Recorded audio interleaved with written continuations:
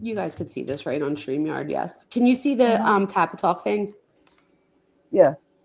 Okay, good. So I'm just going to read this real quick. So somebody else was like, how do we even know that that's Brian? And again, I could be wrong, but yes, Jeff, that's what I'm saying. Maybe BK was embarrassed of his dad.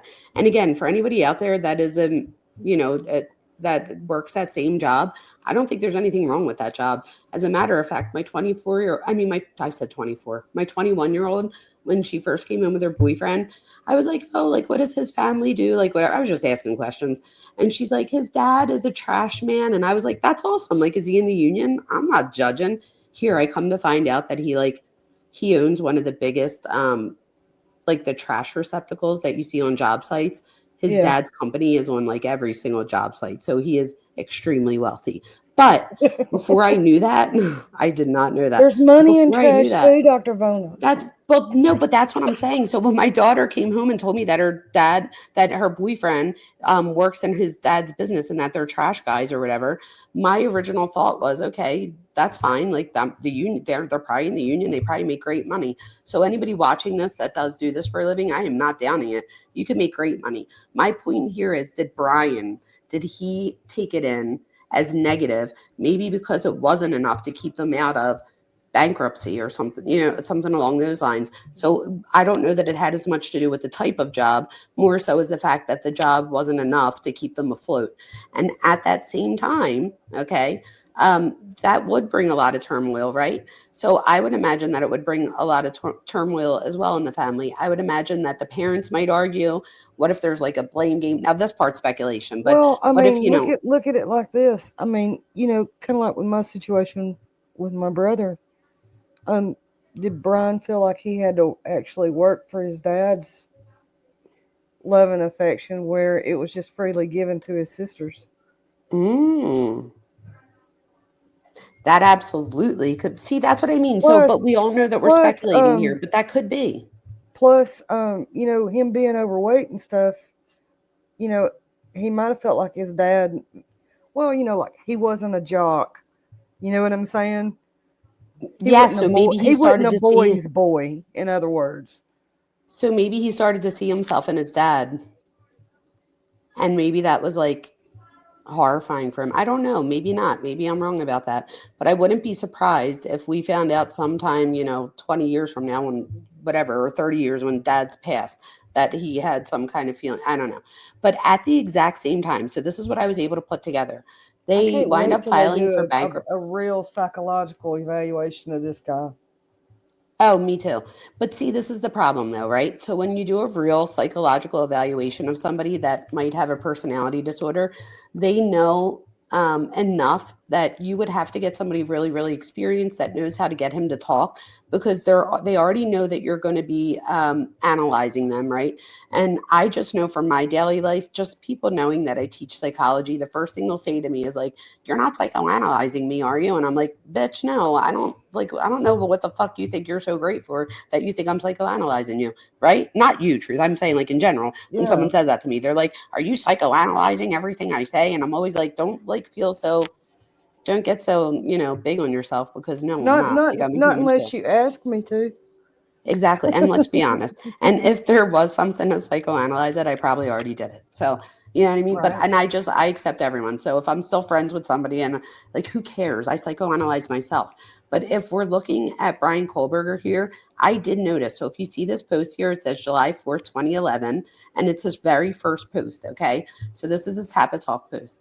And he says, I've had this horrible depersonalization. Now, I don't know if you guys know what depersonalization is, but depersonalization, it's the very beginning stages of a dissociative type disorder, which many of you might know on the other end of the spectrum of it is like multiple personality disorder. We call it dissociative identity disorder. However, I do not think that that's what he's talking about here. So I do want to make that clear.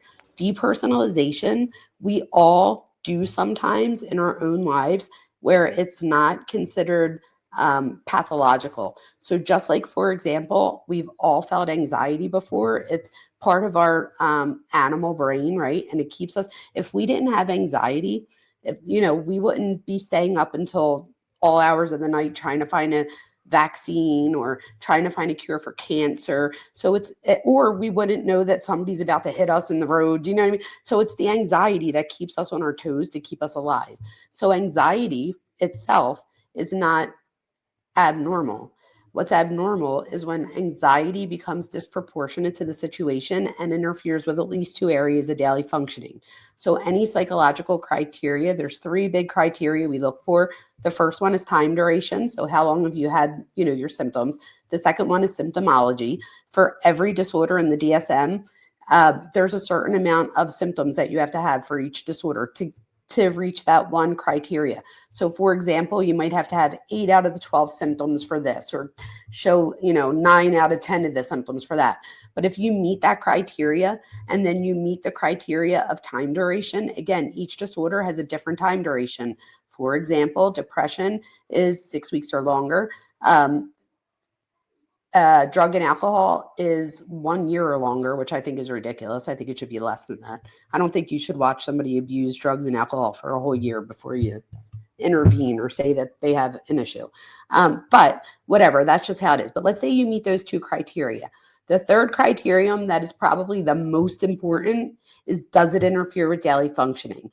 And this is where we have a problem with people with personality disorders, because their personality has never changed from what it always was, from when they were, we start our personality right when we're born. And anybody that has ever had a 2-year-old or known a 2-year-old knows that they have a personality already.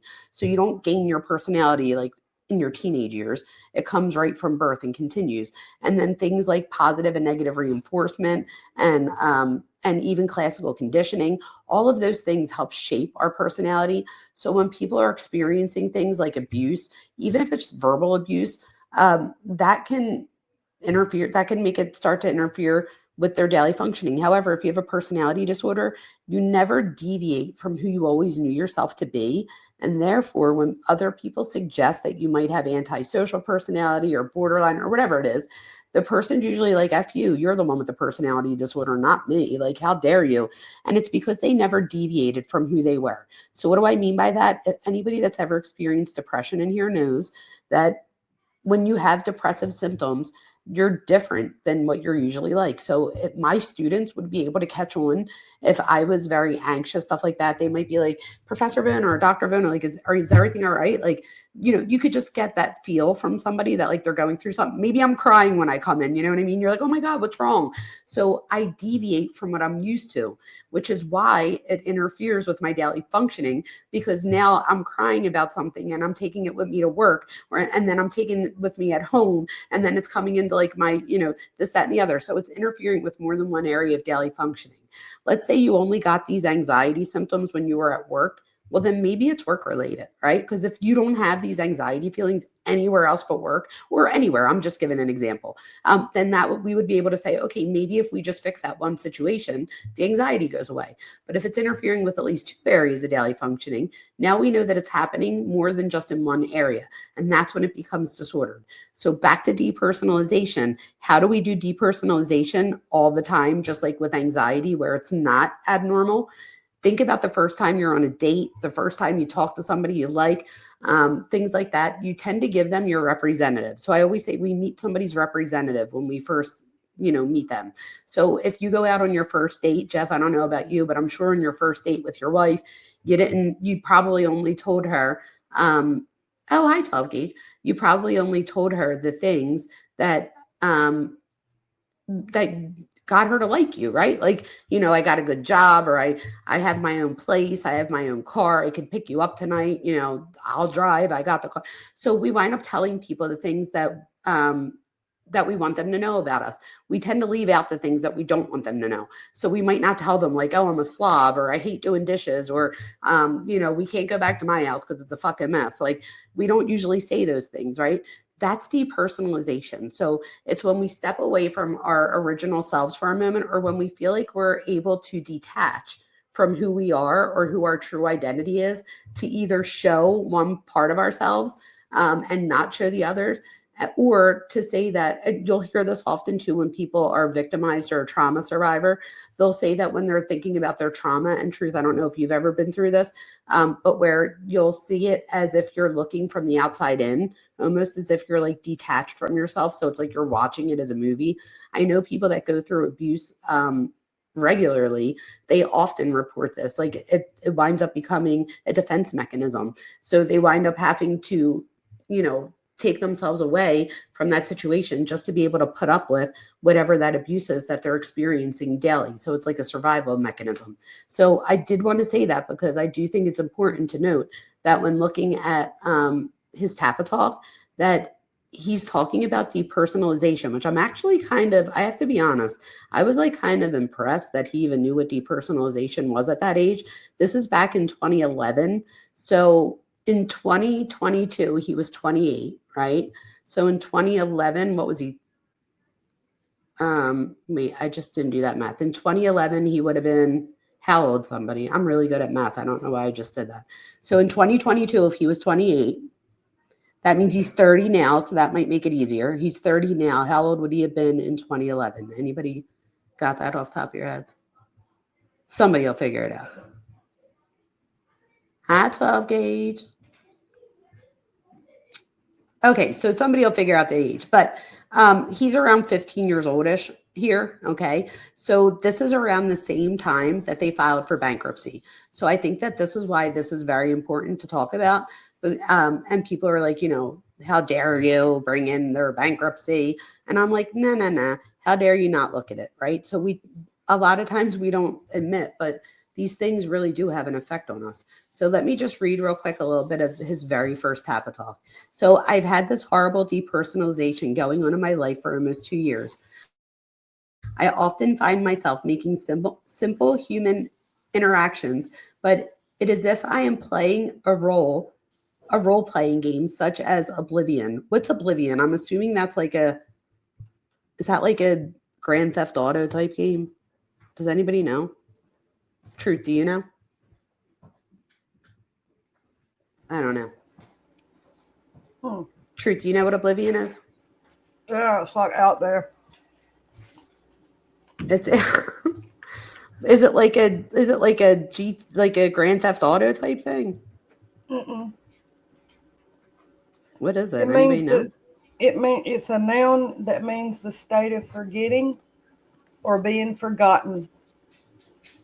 But he said he feels like he's in the game Oblivion. I've never heard of a game. To forget, put out of mind. Okay. I didn't know if he was talking about like a video game type thing. It is. I don't know. It is a video game. Sure. Oh, it is a video game. Mm-hmm.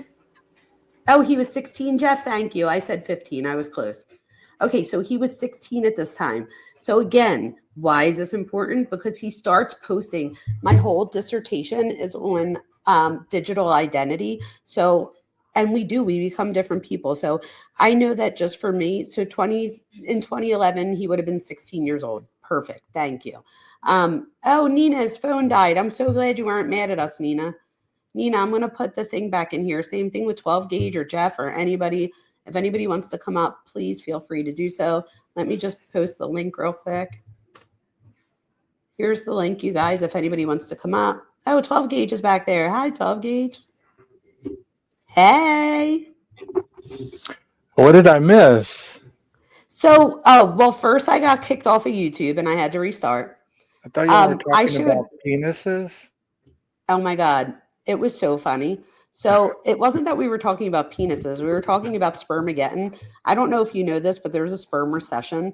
And the whole point of that video, and now that I think about it, you guys, I don't even think that they showed the whole video because it looked like they did, but I think they cut out part of the middle, which was really important. But it's just talking about how testosterone is decreasing so much because of like the chemicals that we put in things like our makeup, our nail polishes, all the chemicals that we have around our house. There's just in makeup alone, there's 1,100 chemicals that's found in our feminine makeup products that I probably have, somewhere on my face right now. And in Europe, only 11 of those products would be allowed in my makeup. In the United States, 1,100. of those chemicals are allowed in my makeup. So what they're noticing is that in the United States specifically, is that sperm count is going down, and that the sperm that are left over are not all A students, put it that way. So some of them had like tails that were falling off. They weren't reaching to the egg. The ones that did reach the egg weren't necessarily the strongest or the ones that you would want to reach the egg. So why is this important? Because if we don't produce so many humans, like, or whatever, we're not going to replenish ourselves. So that scientist that's on the other side of Dulce Sloan that she's talking to actually gives a lot of speeches about this.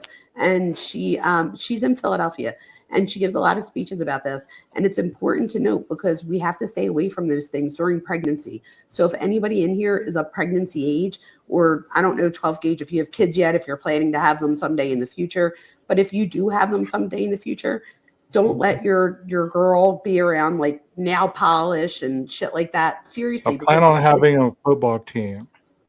There you go. So then this is important for you because don't let anybody through your taint. Yes, that's what it was about. It was about measuring the taint. So they said, how would we be able to find out the real statistics? And he said this, and the statistic is the smaller the taint, the smaller the sperm count, and the smaller the penis size. Right. So, oh, wow. And we're getting these things in our hard plastics. So it's important. So we might put something in the microwave to heat it up to eat for dinner, not realizing that you then go and procreate later with your spouse, and they're then getting those same phthalates and things like that. And it really is having an effect for the male babies. I have 2 females, so I lucked out there, but so I didn't have to measure anybody's taint. But yeah, but that's the only way that they said like that literally is, they're calling it spermageddon. So look it up later, 12 gauge. It's crazy. Her name's Dulce Sloan. I'll have to send you the video because it's actually funny. It's like a 5-minute video, but YouTube definitely kicked me off for that.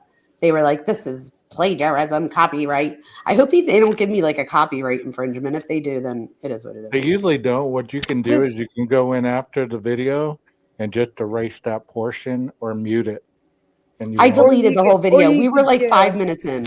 Yeah, I deleted it. I just deleted it. I was like, I don't want any problems. Like, hopefully they won't come from here on out, you can continue, wait until they let you back up on the screen, and then after the live, hey Nina, is Nina still in here? Little thing to mute it. Hey Nina, yeah, I didn't know that. If you come into StreamYard, you'll be able to see those studies if you want to read them.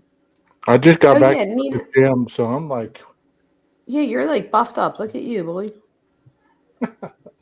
It must be a lot to like make sure you got all your. We were talking about proteins. So one of the things, Nina, I hope you don't mind me. Testosterone, I think.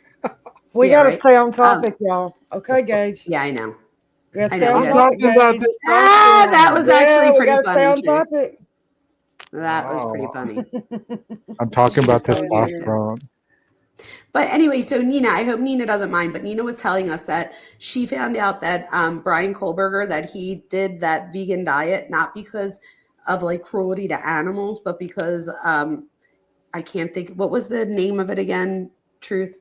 Oh, here goes Nina. She'll tell us. Oh, good. That's how I could get Nina up here. I'll just start talking about her and it'll make her come back. Hey, Nina. Hey. What was the name of that thing called again that he has? Okay, so I did not say he had leaky gut. I was only using that as an example.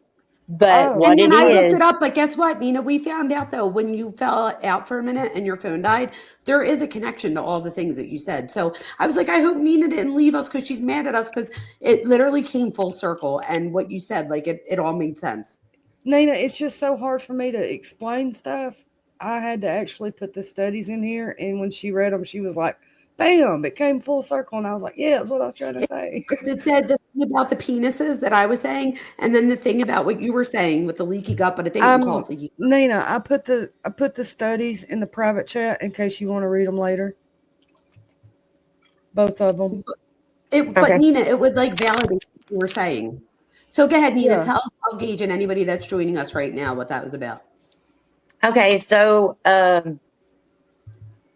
on April the 21st of 2011 is the first time that he ever posted about the Candida albicans, which is overgrowth of yeast. And he's talking. That's how this all started, because I was like, wait, he got a yeast infection? I was so confused. But then Nina had to tell me that that's not the only way you get yeast. 12 gauge is dying right now. Somebody 12 had gauge, been help washing me, the help tank. me. 12 gauge, help me. I know. I'm sorry. Go ahead, Nina. Somebody I'll baking pizza or bread over there? What the hell? Candida? No, seriously. So what had happened was. What happened was Foreskin donuts. Go ahead, Nina. So let's let Nina talk We're real quick. I'm listening, not Nina. even going to talk, Nina. I can't get the donuts out of my head now. I know, right? That's great. Oh Lord. Go ahead, Nina. I'm glad I'm a lesbian. Are you? I didn't know that. Oh, you're not. I'm not right? my girl. Yeah, I was going to say. I just I'm thought not about gay. that. I'm My like, no, you're girlfriend not. is. Oh, there you go. I love that. But tell us about this gut thing, because I think that you're onto something. It doesn't have anything to do with your gut. Oh, well, then tell us what it is. And everybody shut up and let's let Nina talk. I'm going to mute myself so that I don't have that way if I say something, nobody can hear me. And that way I'm not interrupting Nina. Go ahead, Nina. The floor is yours. Oh, my God. So anyway, everybody stage. Are y'all as stoned as me? Because y'all acted. Go ahead, Nina. Foreskin donuts, huh? Yeah, buddy. I wonder. Nothing, Kelly. Don't do that. No. Oh, I said my real name. I'm sorry. I'm gonna have to turn my cam off too. Good Lord, you're on the mic, Nina. Go ahead. There, there you go. So anyway,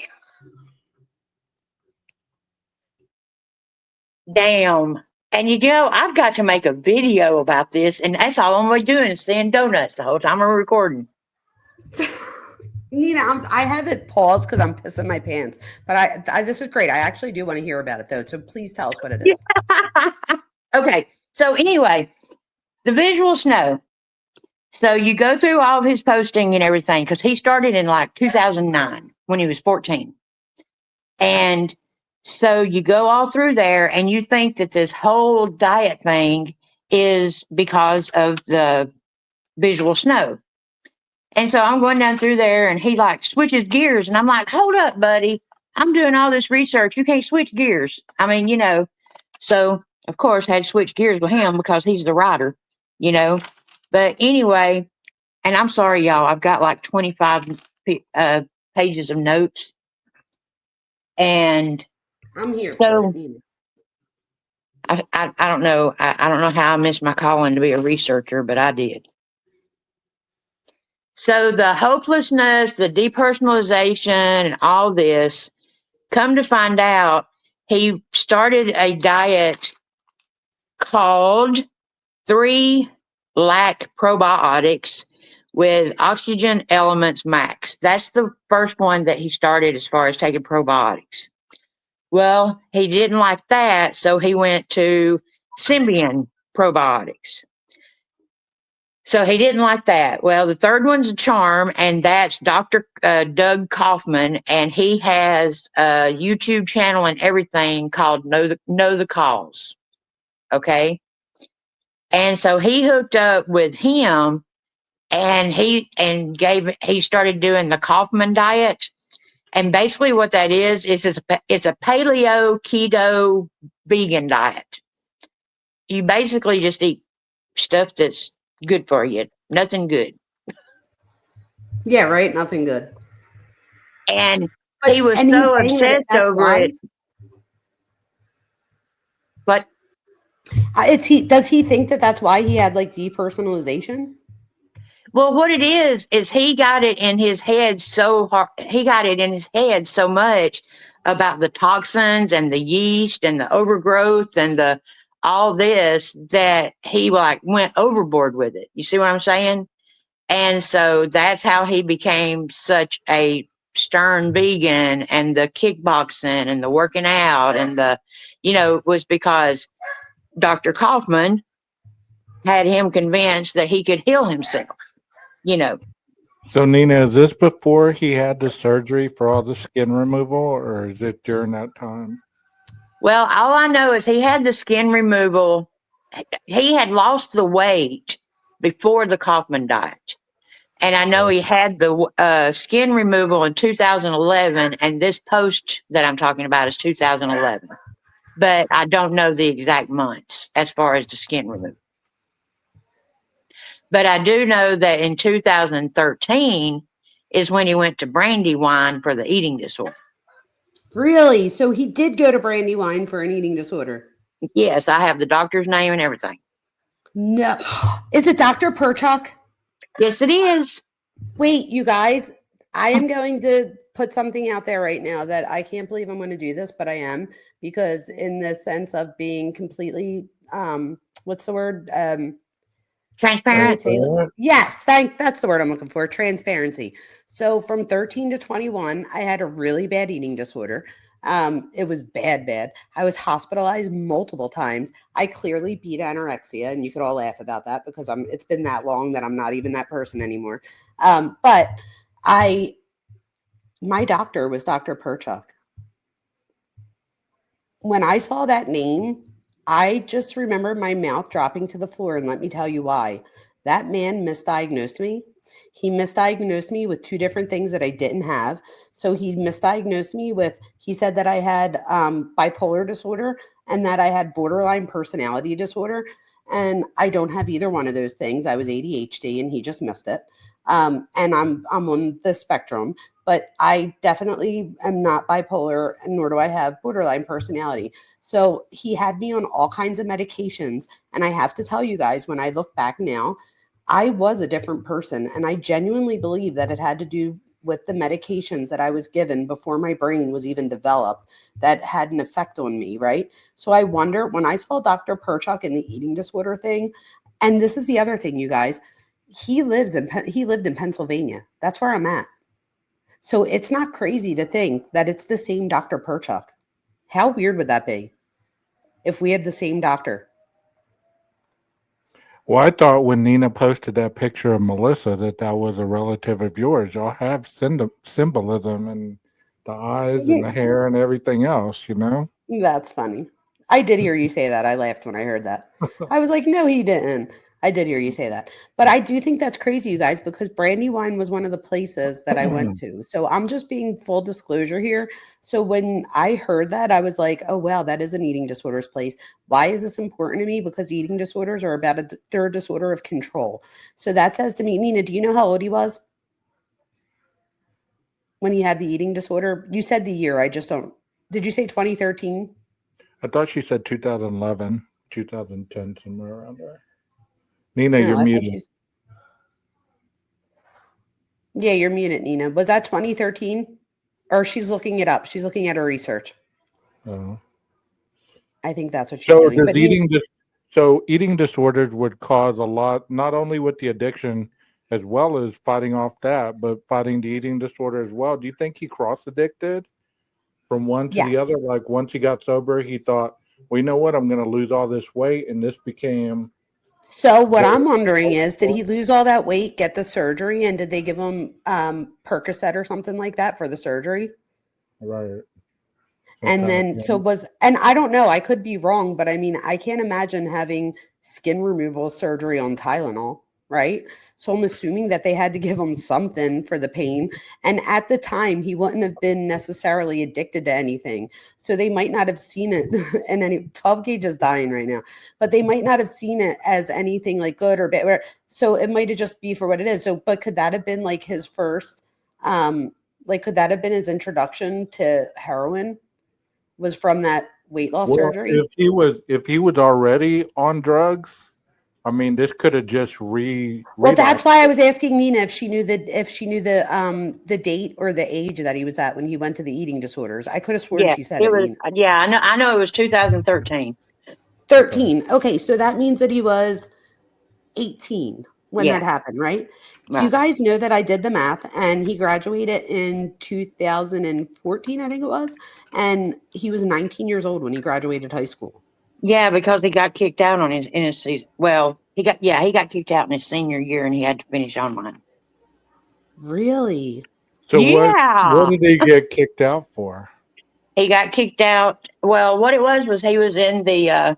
It's not a ROTC group. It's actually one that was for like police officers and stuff. And he got kicked out of it for some kind of act against females, and so he could not be in. Oh, this with the online stuff? No, this was happened. It happened in person. Oh, okay.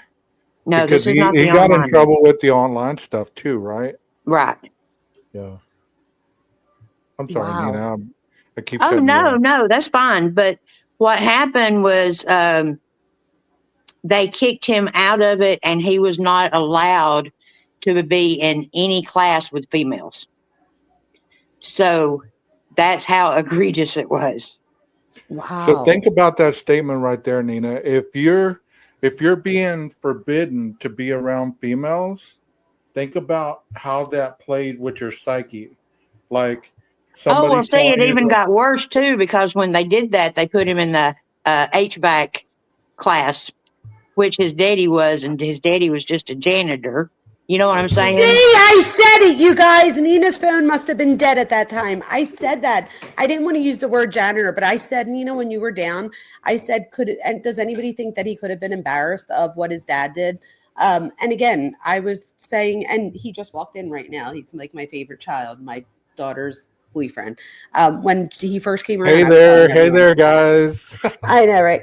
But when he first came around, I remember asking, like, "Oh, what are you guys doing on?" He's like, like he's a trash guy or whatever. And I was like, "Oh, that's cool. Like, I'm cool with that. Whatever. As long as you have a job, I don't give a shit what you do."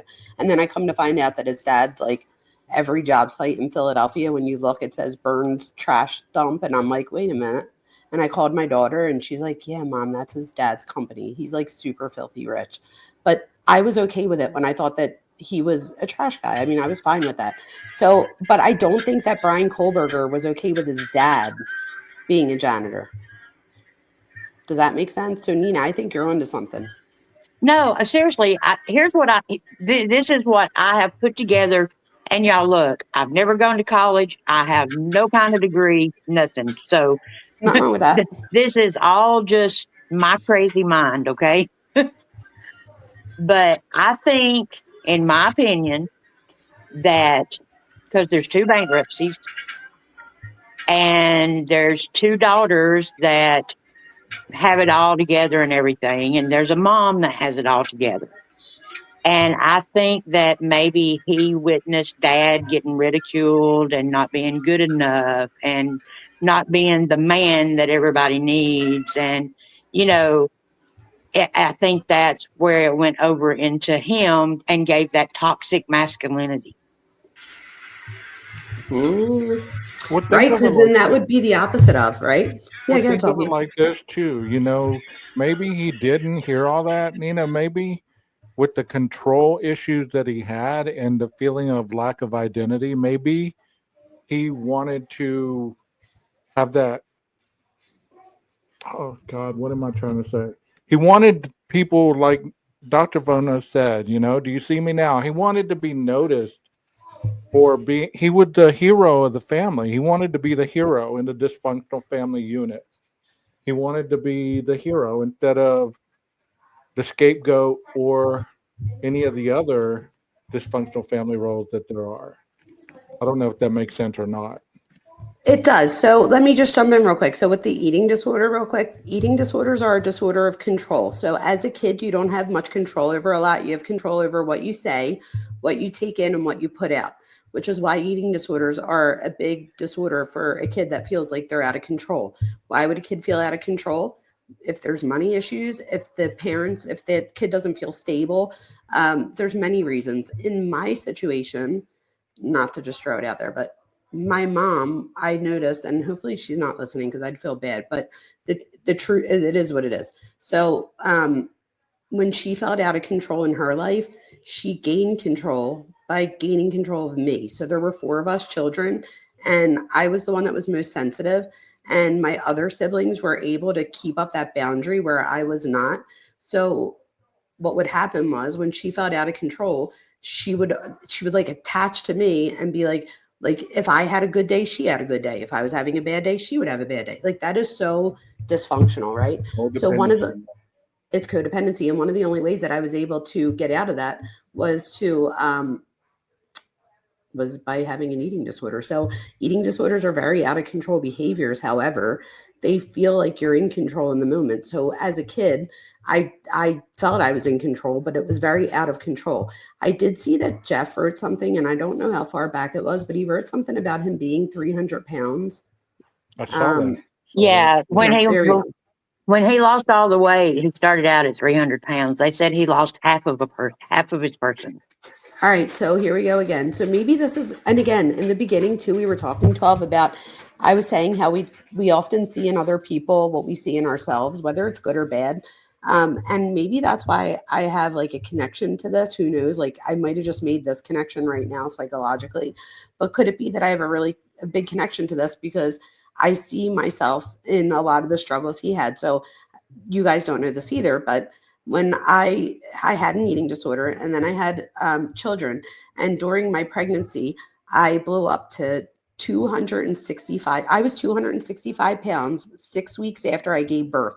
So I have no idea how high I got. I had to have gotten almost to 300 pounds, and I'm only 4'11". I was huge, you guys. I used to make jokes. I used to be like I was in the wheelchair giving birth, and I was like, you don't have a fat person wheelchair. I was like, you're going to get some Cresco or the Jaws of Life to get me out of here. I thought like when I stood up, the whole wheelchair was going to like come up with my ass. I was like, this isn't working. But I then lost 130 pounds and I've kept it off since. So I also identify with him that not only did we go to the same eating disorder thing, not only did we have the exact same doctor at that eating disorders place, but we both went on to lose 130 pounds or so afterwards and kept it off. Go ahead, 12 gauge. Okay, that's interesting that you say that because I was thinking about it the other day when people always say that he got bullied, and what type of individuals bullied him? Were they the popular girls, the popular kids? Who bullied him? And when you lose weight, because I've struggled with my weight too most of my life, and when you lose weight, you can be thin to other people, but in your mind, if psychologically you don't overcome that, you always view yourself as that heavier person. So, 1,000%. so that bullying could have been a reenactment over and over because he wanted to be seen so differently, but he couldn't. Maybe he didn't see himself that way. Maybe the way that he was so standoffish, or as people say, creepy, is because he was used to being rejected. So he rejected people first before they had a chance to reject him. 1,000%. But see, that's the thing about it. I mean, I do think, you're talking what, body dysmorphia? Yeah. Yep. Yeah. I mean, because me, when I look in the mirror, I can weigh 100 pounds, but if I look in the mirror, I see 250 pounds no matter what size I am. Yeah, No, because if your I was 100 brain pounds, I'd different. look in the mirror and see 75. I definitely got over my shit. Like I said, I beat anorexia, and you could all laugh about it because I'm good now. We're not And it was laughing bad. at you. We support you, Jamie. We With me, support I meant you. with me. I meant laugh with me because I'm good with it. Like I totally, I did all the work. I've been in therapy since I was 13 years old. I'm 46 now. So and another thing that I think I identify with Kohlberger. So he went for his bachelor's in psychology. And Nina, if I get any of this wrong, please jump in and stop me because I'm not trying to spread disinformation. But he goes for his degree in psychology, which I also did. And I remember reading something that somebody was saying about him, like that sometimes we go into like certain things to figure ourselves out. I wouldn't say that that's a wrong statement. I think when I went into psychology, I was still on medication from Dr. Perchuk. I was still in and out of eating disorder units and so on and so forth. And I think that I wanted to figure out what was going on with myself because I didn't feel like these doctors did. However, I think to my mom, and as a mom now, I can understand this part, but I think for my mom, by me having a disorder or whatever, and then a pill to take, it was like, okay, well, at least we figured out what's going on. But the thing was, is that I didn't have that disorder. So I was taking these pills that I didn't need, and it did have an effect on me. So I wonder what Dr. Perchuk wound up diagnosing him as. What medication did he have him on? And how did that play a role? And then he goes to college, and then he winds up being a doctorate student. As we all know, I just graduated with my doctorate degree. So Overachiever, yeah. yeah, so overachiever, perfectionism, they all go with eating disorders. So with an eating disorder, you don't like a 90 isn't good enough. You have to get a 100. If you get a 90, you're like depressed. Like Nina was saying, you could be, I remember when I went in and I took, there's a test that you could take, a psychological assessment for body dysmorphia, and I'll never forget it. And at the time I was 118 pounds, but my mental weight was 360 pounds. So that just meant that no matter how small I got on the outside, I still saw myself as a big person. And now I've done so much work that I know that I'm chubby. I'm okay with it. And I think I'm hot. I'm all right with it. I have a husband. He thinks I'm hot. Like, I'm good now. But maybe Brian didn't get that Well, same. you are hot. You're hot for a straight girl. Wait, meanwhile, Truth, like, she's gone for like 20 minutes not talking, all of a sudden jumps in, tells me I'm hot. I love you, Truth. This is why I love you. Truth, if I was a lesbian, you'd be who I'd be coming after. I don't know if you're a lesbian, but I'd be coming after you if I was. But I wouldn't run. You wouldn't run? Okay, then I hear you. Y'all So get who knows? around. Y'all get around. Who knows? But anyway, so Y'all talking about penis and Gage just wants to be in the cuck chair. He needs somebody to measure his taint. He'll be all right. Wait, I was going to say we need to get him a donut. That was funny, you guys. No, but seriously, this is important because, again, if we go back to everything, right? So first, it's the parents. He probably felt out of control. So he couldn't control how much his dad brought in. He couldn't control what his dad did for a living. He couldn't control what his mom did. He couldn't control either one of their spending habits. He had no control over what his sisters did. He had no control over how to get friends to like him. He didn't know how to socialize with other people. And an eating disorder, we call it ED when we're in treatment, because we treat it like as if it's a person. So because you wind up forming such a strong attachment to the eating disorder that you have to depersonalize or separate yourself from it in order to really get better. So like 12 Gauge was saying, could he have crossed addiction? So could he have went from, okay, I'm over this eating disorder, but now I have an addiction to working out or an addiction to drugs? I think Jeff said that. Wait, what did Jeff say? Jeff told us how he got into drugs. Jeff said that Bayless said that the person who introduced Kohlberger to heroin died in March of 2021, while Arndt said another person Kohlberger allegedly used with died in May of 2018. I have a ton of dead friend cards in my person, and I think we all do, right? How many of us have friends that have died of fentanyl? It happens. So more than half of mine are gone. Seriously, and it's the truth. And 8 family members. So Nina, didn't he have a person he had a crush on during that time that passed away from drug overdose also? Yeah, Saba is I think that's his name. Yeah, Saba. Saba is the guy that was the neighbor, and he died in 2021. And then Ashley Flugel, she died in 2018 on Lindsay Lane. Okay, so that's 3 years. That's 3 years of close people dying. Well, now, and two, you've got the 3 that got killed in a head-on collision.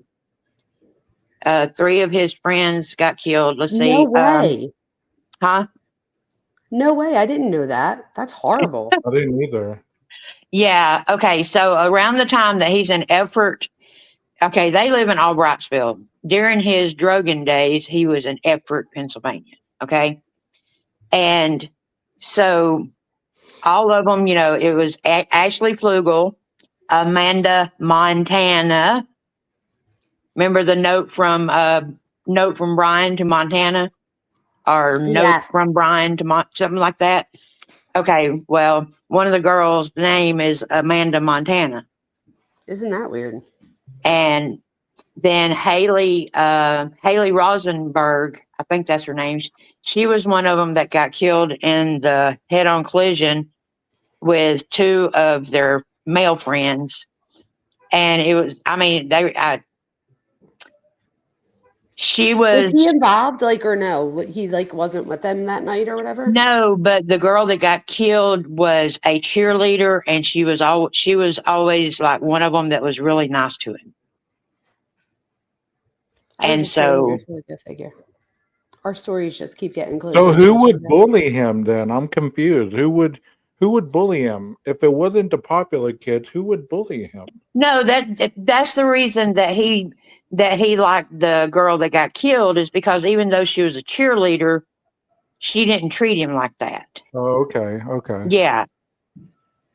Yeah, and you're right, because I was a cheerleader too. Go figure. I was like captain of the cheerleading team and stuff. But I was always nice to people, and there's people that I've seen 20 years later that have like thanked me for being nice to them. And at the time, I was like, "Wait, what do you mean? Like I'm just nice to everyone," not realizing this is the other thing, you guys, right? So, how much of it was he being bullied, and how much of it was his perception of being bullied, because it was his perception of his weight was distorted, his perception of control was distorted. I mean, maybe he really was being bullied, but who knows if he internalized it, because there's a lot of people that get bullied and they don't go in to kill, right? So I guess that's my point, is that for him, maybe Well, I don't know. it went, They're shooting up schools, so His, but I'm his, saying how his many people in our generation personal got bullied? perception of himself, his self-worth, it sounds like his self-worth was low, and he was trying to Very. prove himself, He says and that his nobody was self-worth low. nobody was seeing. Nobody was listening. Which, though to overcome a drug addiction like that and then get his education and gain his education like that, maybe he wasn't getting as many attaboys as he should have been, because that's Well, hard to also overcome. reading Dr. Bacato's book lately, it's opened my eyes to a lot of different things. He puts him on the gradation of evil scale at number 16, and that's the same level as the Zodiac. So that just stuck out to me as far as the fantasy part of it. Whenever what you're talking about, Dr. Vona, as far as the depersonalization and creating an alter ego and all this other stuff, it's like creating a fantasy where you are the star. Like Yep. everybody who has ever done you wrong, they are the enemy. And in your world, you don't let none of that in. You don't engage yourself with anybody. You are the star of the show. Narcissistic triad, the dark triad, and so on. I call him an injustice filer. He just kept filing his injustices. Then again, Right. he could have been so full of himself he didn't let anybody close to him because he didn't believe they were worthy. I agree with I'm that. gonna as be well. honest with you. I think he's been planning it the whole time. I think it's all fake. I think he's been planning it too, but the guy had enough sense to know that he needed to go to school and learn more about himself and these kind of crimes, because he planned on getting away with it. He wanted a big body count, and that goes along with his narcissism. Yes, in my opinion, I think, I think he wanted to be the smartest person in the room. So if he then went on to be a teacher or like a professor, that would give him the ability to then use this crime, because it's unsolved, right? And to put it out there and ask the students, like, what do you think happened? And then now he is the arbiter of truth, because if he's the one that did this, right, then he is the arbiter of truth, because he's like, no, it didn't happen that way, or maybe it happened that way, because he would be the one to know, right? And that's that godlike complex too, where he was what? go ahead. Go ahead. Well, what's crazy to me? Because these people have low self-worth, they really do, but they want to be the person that they visualize that they should be in their head. Exactly, truth. Exactly. And so it's like when you said you meet a front the first time you meet somebody, they try to portray the person that they want to be inside their head, but that's not really how they feel inside. Yeah. Right. They're representative. And it's funny because that's like the first thing that he says on this right here is just about that, right? So he talks about that. So I was reading this before, and like I was just saying real quick, he writes about depersonalization, and he says for almost 2 years. So he's 15 or 16 at this time. So he's like going back to 13 or 14. So I feel like that's like he's going through puberty, right? So it seems like the whole, and in puberty, we all change, our bodies change. If you look in this picture here, he doesn't seem to be big in this picture, which then also makes me like wonder, when did he start losing weight? Am I seeing this wrong? Is it me, or does he not look that big in this picture? What do you guys He doesn't. He doesn't. think? I mean, he actually I looks don't know like if he that's enough works to read, out a but little bit, you know? he doesn't. What's this over here? Is that just the way his arm is? But I mean, I don't also know. the That's just, heroin could have made him lazy, where all he did was eat and go to sleep. I mean, you know, or we not don't eat. know A if he lot of was people that smoking use weed as heroin don't eat. well. You know, if Oh, he was yes, smoking he was weed. a weed smoker. So if he was smoking weed, you know, you get the munchies. Yeah, that's only for a little bit, though, isn't it? From what I hear, from what I've been told. Well, Eventually, that might. until your stomach gets tore up enough that you got to smoke in order to eat, because it gets to that level. Yeah. No. Yeah. But he says here, he says, let me see real quick.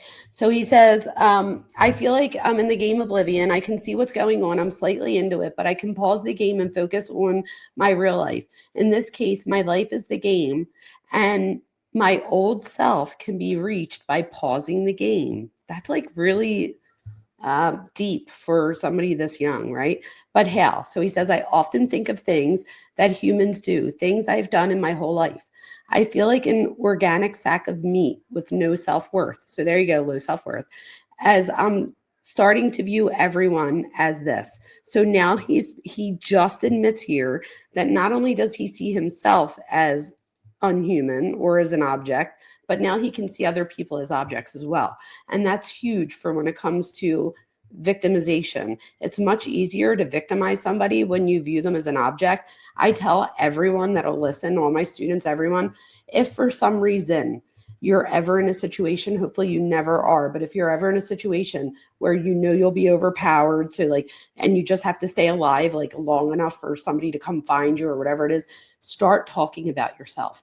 The more you talk about yourself and the more you make yourself a human, the less the perpetrator wants to victimize that person. So they see you as an object. You're easy to overcome as an object. Once you start to tell them that you're a person, you have children, this, that, and the other about you, then it makes it that much harder. Tell them your name, tell them as much as you can about yourself. And believe it or not, that sometimes can get them even just to pause a little bit or long enough for somebody to come in and find you. And that happened in Philadelphia. And the girl stayed alive just by doing that. She started talking to him about, she knows that we have cameras all over Philadelphia. And I guess to her, she was going to die anyway in her head. So she felt like this was something somebody taught her when she was young. So she just tried it. And here they started talking, and he winds up pulling over and he starts like telling her about his life. But I think he still at this point plans to hurt her. However, the cops were able to find her in the meantime, and she winds up living. So, but she swears that the reason she lived was because she made herself human. So I think that's important to note out here. You And he know, says, go ahead. Jamie, while you're reading this, and I'm not bringing the incel part of this into it because I don't believe that You part. can. Right. But Okay. I'm not going to bring that part into it. This reminds me of Elliot Rodgers' manifesto. When you're reading his manifesto and you're hearing this about Brian, they're both morphing into that person at about the same time. It's like he's describing people as not being people anymore, and starts viewing them as what you said, a sack of, whatever, a sack of meat. And that's his words. He says a sack of meat. Yeah. I mean, Organic self. when you were reading that, I was thinking of Elliot Rodgers' manifesto, because during that part, he starts getting that hatred.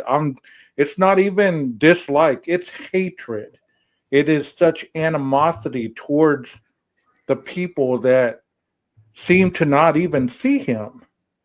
And there's like magical thinking in that, right? Because his magical thinking was like these people came to the park today to sit at the park because they want to show me that I can't get a girl.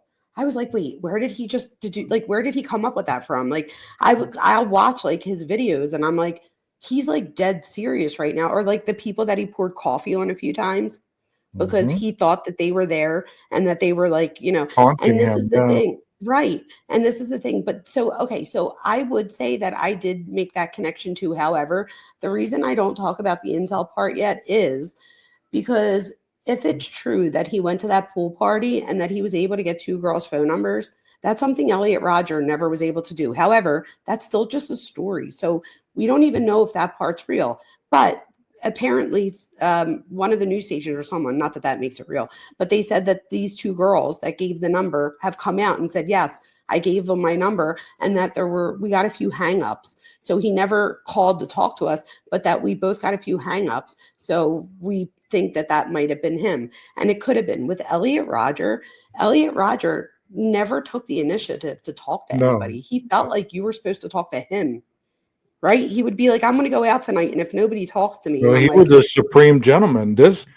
Brian was a little bit on the other end of the spectrum, a little bit. He was right. But I had see that what you're low saying, though. self-esteem. Yeah.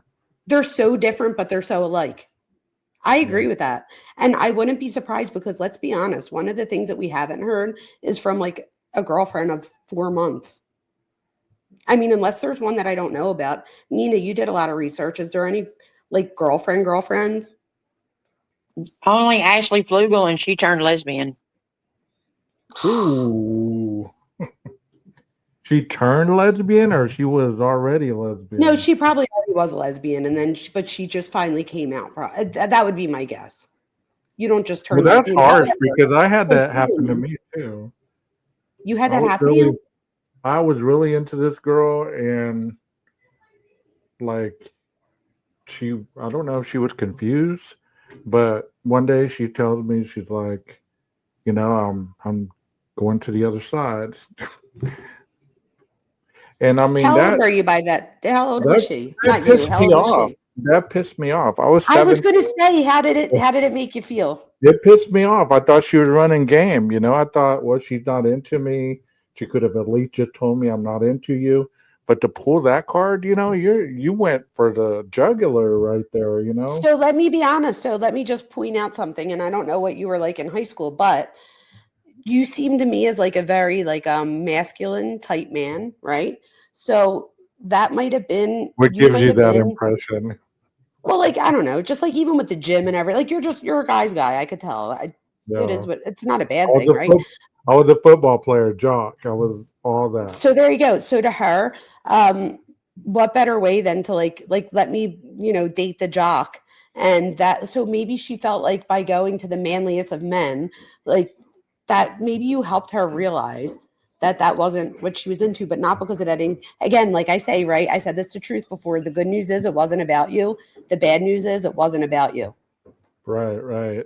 Doesn't that make sense, right? So that I was all mean, about her. we're cool now. We're cool now. But then, Oh, you still talk to her? she's been a guest on my panels before. So wait, so I'm assuming she still dates women? She's gone through a situation where she's went back to Oh, is that why you're pissed? what? Not at her, but I said, is that why you were pissed? Like, because she winds up going back to like No, men no, again no. I'm good with it now. I'm saying at the time, at I mean, 17. we I went got to you. the prom together. We went, we were working on something, and then all of a sudden, bam, and you're like, what the fuck? So, if we have any lesbians on panel, will you please stand up? With a And real lesbian, please stand up. Did seriously, somebody because call me? I did. So I'm a you pillow always, princess. Does that count?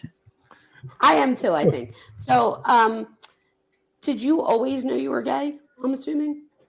I did. Right. So I guess I feel so when you were a teenager, did you ever feel like you I had a needed to crush date? on my female kindergarten teacher. That's that's when it There started. you go. And it Miss literally Wilson starts was that young, something you guys. else. I didn't either. I was like, whoa. I I Is still choose. the remember I graham her choose crackers name to be was and gay. Miss milk? Wilson. and I can She still gave you enjoy extra that graham short time. crackers and milk, huh? Mm-mm. And an extra Right. donut. No, but for real truth, like, so were you always out about that though, like within your family, or did you have to like hide it? If you don't mind, you don't have to answer my I question. think everybody knew before I knew, but I was hiding it. I thought I was So did hiding you it ever from my feel like daughter. you had to die or anything? No, that was Did never you Okay, going to ever happen. date so guys? Yeah, I did. I tried because, you know, I wanted to make sure I didn't like it. I guess that's what I was saying to you, 12 gauge. Like, so what type of man would you go to? But then the manliest man, like to her, like you are the epitome of the man of a man. So I she hope wanted she to never make watches sure. this, but if at that point I would have got to close the deal, she would have never went the other way. I promise you. Yeah, I don't know though, right? Because truth will Well, probably tell you that it might not have ever gotten that I'm just far. I'm It just doesn't. messing with Hey, you. Gage, it I'm doesn't just have messing anything. with y'all. I'm just No, messing I with know you are. We're messing too. We all have humors here. You have to have a humor in life or we're not going anywhere. But no, I agree with you. But at the same time, though, Gage, right? I don't know that she ever would have had sex with you. Let me be honest, because in her No, head, just you by like wouldn't. kissing you and stuff. So that's what I mean. So I don't know truth if I don't know how like exposed you want to be, truth exposed. But did you ever feel like you had to like go all the way with a guy to like prove it to yourself, or did you just get enough by like hooking No, up with a guy? I dated a guy for a little while, but Okay. I honestly tried to give it a shot, and I couldn't do it. So I guess that's the thing is that she was always gay, this girl that, you know what I mean? And I guess there's also people that would consider themselves I bi. don't like the way Um, I don't like the way guys smell, the body hair, the yeah. It's just You don't like the it's no ball it's no smell? it's it's no offense to you. I mean, I love guys. I mean, I love guys to death as long as they have their clothes on. right? And No they're not been trying to taken. attack you. No been taken. None taken. Plus, you know, But I have an I issue with respect you. I respect you a I have hundred. an issue with feeling like I'm being dominated too, and that's I did you hear what I said right before you said that? I said, or guys that hurt you, and that's what I was getting at. Like, my next question was going to be about that. Do you think? And I I mean think I it's asked you that the first time we talked. Do you think that you're so like the whole and like that one picture you had that first time I ever met you? I was like, oh damn, who is she with that with those muscles? You know what I mean? So like, could that have been why you were so into your physique because it had to do with no, dominance? it's our genetics. It a lot of that's our genetics. I mean, Bitch, I let me bring tell that you something real quick. There is I build nobody dense that's muscle. born looking You like know, that. there's some people that build lean muscle. I build dense muscle. Gage builds dense muscle. He don't build lean muscle. You know what I'm saying? There's just But some my thing people is, that okay, have but did you feel like you exercise though to like make yourself feel stronger or more in control physically if you were in a situation that you had to be? I basically did it to look good and feel better. Okay, that's what I'm asking. So you Amen. did it Amen. to look good and feel better. Well, That's an Look honest good answer. naked. I you know, want to when I look was good in naked. high school, I did brick labor work, so it was like I was built like that. I was built like that for a long time. You know, Nina, in I my want to I hear your twenties, story. Let's when get to in my Nina. twenties, I gained a shitload of weight. I got up to like 100, I think 182 pounds, How tall are you? and then I lost it back. 5 foot, Yeah, me too, girl. So that's a lot of girl. weight for My somebody waist 5 foot. when I took my belt off, my belt was longer than I was tall. That's how bad it was. Guess I was in what? a 16, but Oh, I I got was it like up off. to a 22 at one point. I got it And I got off it off real too. slow, and I didn't have any loose skin. You know what I'm saying? I did that when I was younger, and my skin still had elasticity. Yeah, but You Brian know, Kohlberger would have been younger too, wouldn't he? I think that has to do with genetics, wouldn't it? Or no? Well, he was well, if you're, taller, so I mean but that see, he weight would builds have lean spread out. muscle. He builds lean muscle, so I'm sure me But having he dense was taller, muscle. but he still had enough skin that he had skin removal. Well, like Truth is saying, it must have been lean because if it would have been Yeah, bulked out, Brian's lean. He don't have dense muscle. He has a runner's physique. You know, I had something to fill my loose skin up with. when I worked out, because my muscles are dense. Did anybody see what Jeff just wrote? He's funny. What? Hold on, I'll put it up. Jeff said, only 2 likes. Come on, y'all. We're talking lesbianism and stuff. Deserves much more than that. I agree, Jeff. I couldn't agree with you more. I agree. Nina, tell us about you. Did you ever have like weight issues, if you don't mind us asking? We're all sharing. Weight issues? My mother put me Yeah. on prescription diet pills when I was 11. My mom had me at Weight Watchers when I was 10. So let's see. I got married to a guy at 16. I married his best friend at 19. Oh my I God. became a lesbian 8 years later, but I wasn't a lesbian. I choose to be So gay. wait, now I was going to say, tell me about that. What do you mean? Well, hang on. Then I left her and I moved in to live a 24/7 dominant, submissive life with a husband and wife and their kids for 3 years. And then I went back to being a lesbian, and that's where I've been for 17 years. I thought you were with a guy, no? No. Oh, why did I think So you were with a guy? I don't hey, know. since we're talking about this, Jamie, do you think Brian ever struggled with his sexuality? I mean, I've always thought that for a reason. I don't know why. I But don't I've know if always I think wondered that. that. I think You know, the so. thing, Go ahead, Nina. okay, y'all know that he's Catholic, right? Yeah, so I was raised Catholic too. So, but that the Catholic that they are, it starts with a S, Salesian, oh my Oh gosh, yeah, I S. was just Roman Catholic. Yeah, this is I mean, the whole community is. I mean, it's a SALSIAN or something like that. So you think like he wouldn't have been accepted? Right. So even if he was 12 gauge, what she's saying is that he wouldn't have felt. Wow, I never even thought like of that, right?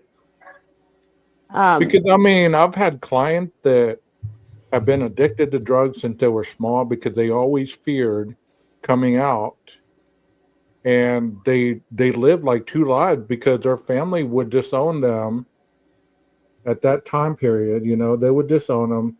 They had nothing but struggle throughout their whole life because of their sexuality, and they committed some heinous crimes behind it. And they would always resort to drugs to try to. I would say though that would probably there's a Well, lot more that people in seems drugs like though that are, it seems like that'd be more of a man's thing than a female thing, because yeah.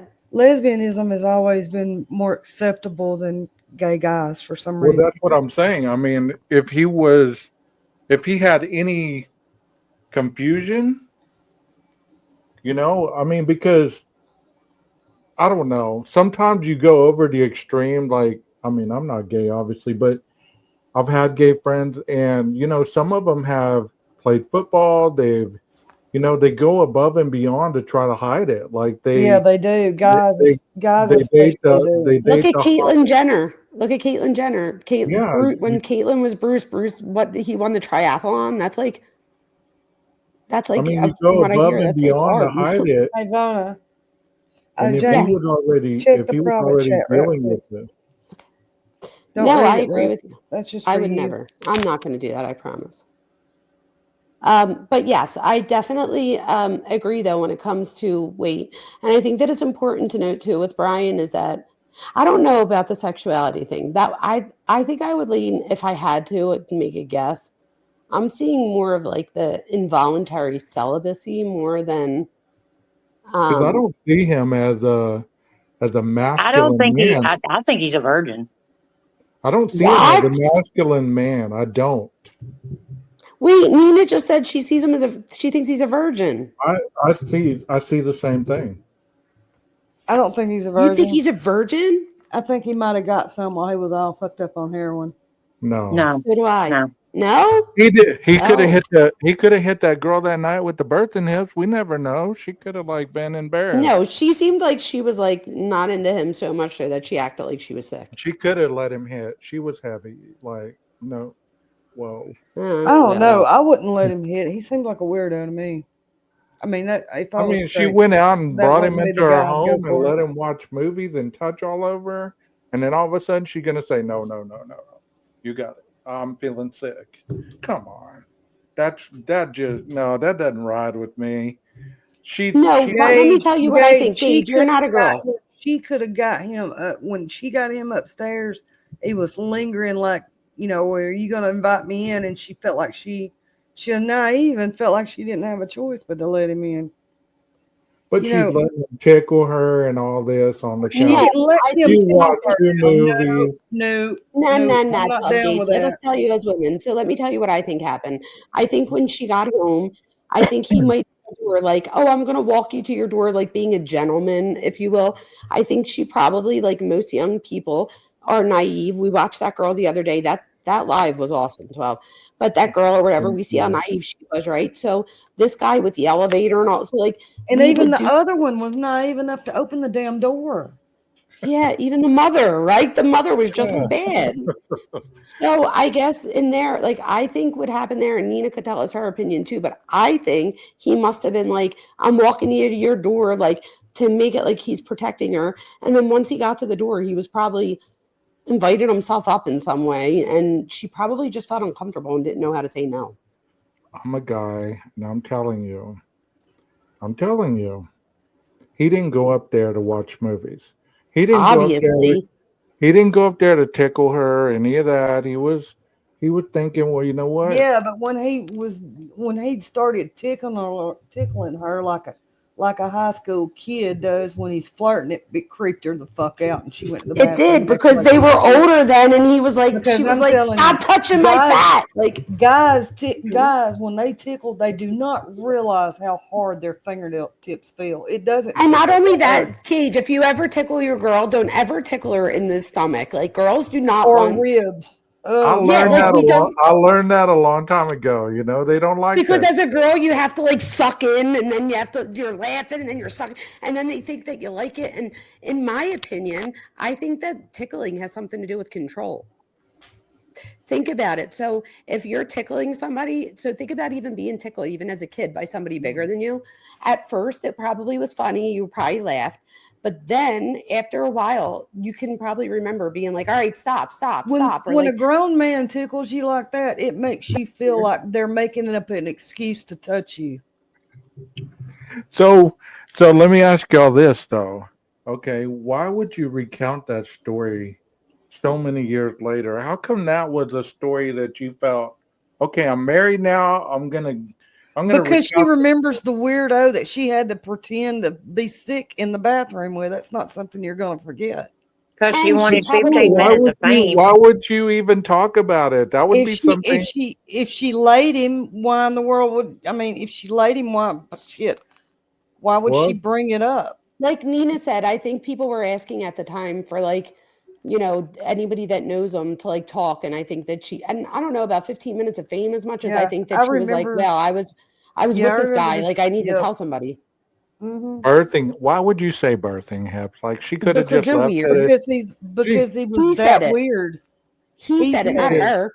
Oh, he said it. Yeah, He she. texted Yes, he her and said texted her. she had nice birthing Have you hips. ever texted a girl and said, I think you have nice birthing hips? Fucking weird. And if you did, I guarantee she didn't call you back. I've never even thought of that. Like, You would have why gotten would slapped probably, right? So like who says that? I wouldn't have left the house? Like, I Wait a wouldn't. minute. First date after the first date. After you Oh my gosh. after My phone just out of nowhere said, if you think it's serious, let me know and I'll call emergency services. I don't know what the hell I just said, but Siri just jumped Birthing in and hips. tried to save me. If you think you're about to Oh, give birth, oh yeah. you guys, that's scary. Like my phone's really listening to me like that. I'm not even on it. It's off. I It's didn't not even Nina, off, but we'll see I you didn't later, even Nina. Thank you for I yes, being up didn't Nina, even here. thank you up for being here. I didn't even We love you. start I didn't even load up the Bixby and the Siri on my phone. I mean it's Siri for iPhone, isn't it? It's Bixby Yes. for Samsung. So I Nina didn't thinks Oh load up he's a yeah. any of that virgin. shit. Nina thinks he's a virgin. I'm on Do the you think he fence a was a little bit. virgin? I think he hit it. I think he hit it. I don't think he hit it. He probably Or hit she, somebody or else, but she I don't did think he hit something her. to him. She did something to him and got grossed I out don't and think said, that girl did. I think if anything, if a girl did, I don't think that she probably came out because she probably doesn't want to be known as the only person that ever like jerk them off or whatever. The only person to play with She his gave him donuts. a handy, and she's just like, I think when he was hanging out with those drug addicts, those people he was doing drugs with, he might have hit then. So I think I assumed Because that's what I those assumed kind of actually. people, those kind of people are a little reckless. yeah. If But you that guys did ever get that whole interview just kind of tripped me out because I was like, why is this girl like coming out of the blue? She even did her hair for the interview, you know. I well, have let's the be honest, kid, I would have too if I would have known that people were going to be watching it over and over again. and then let me wait for it, wait for it.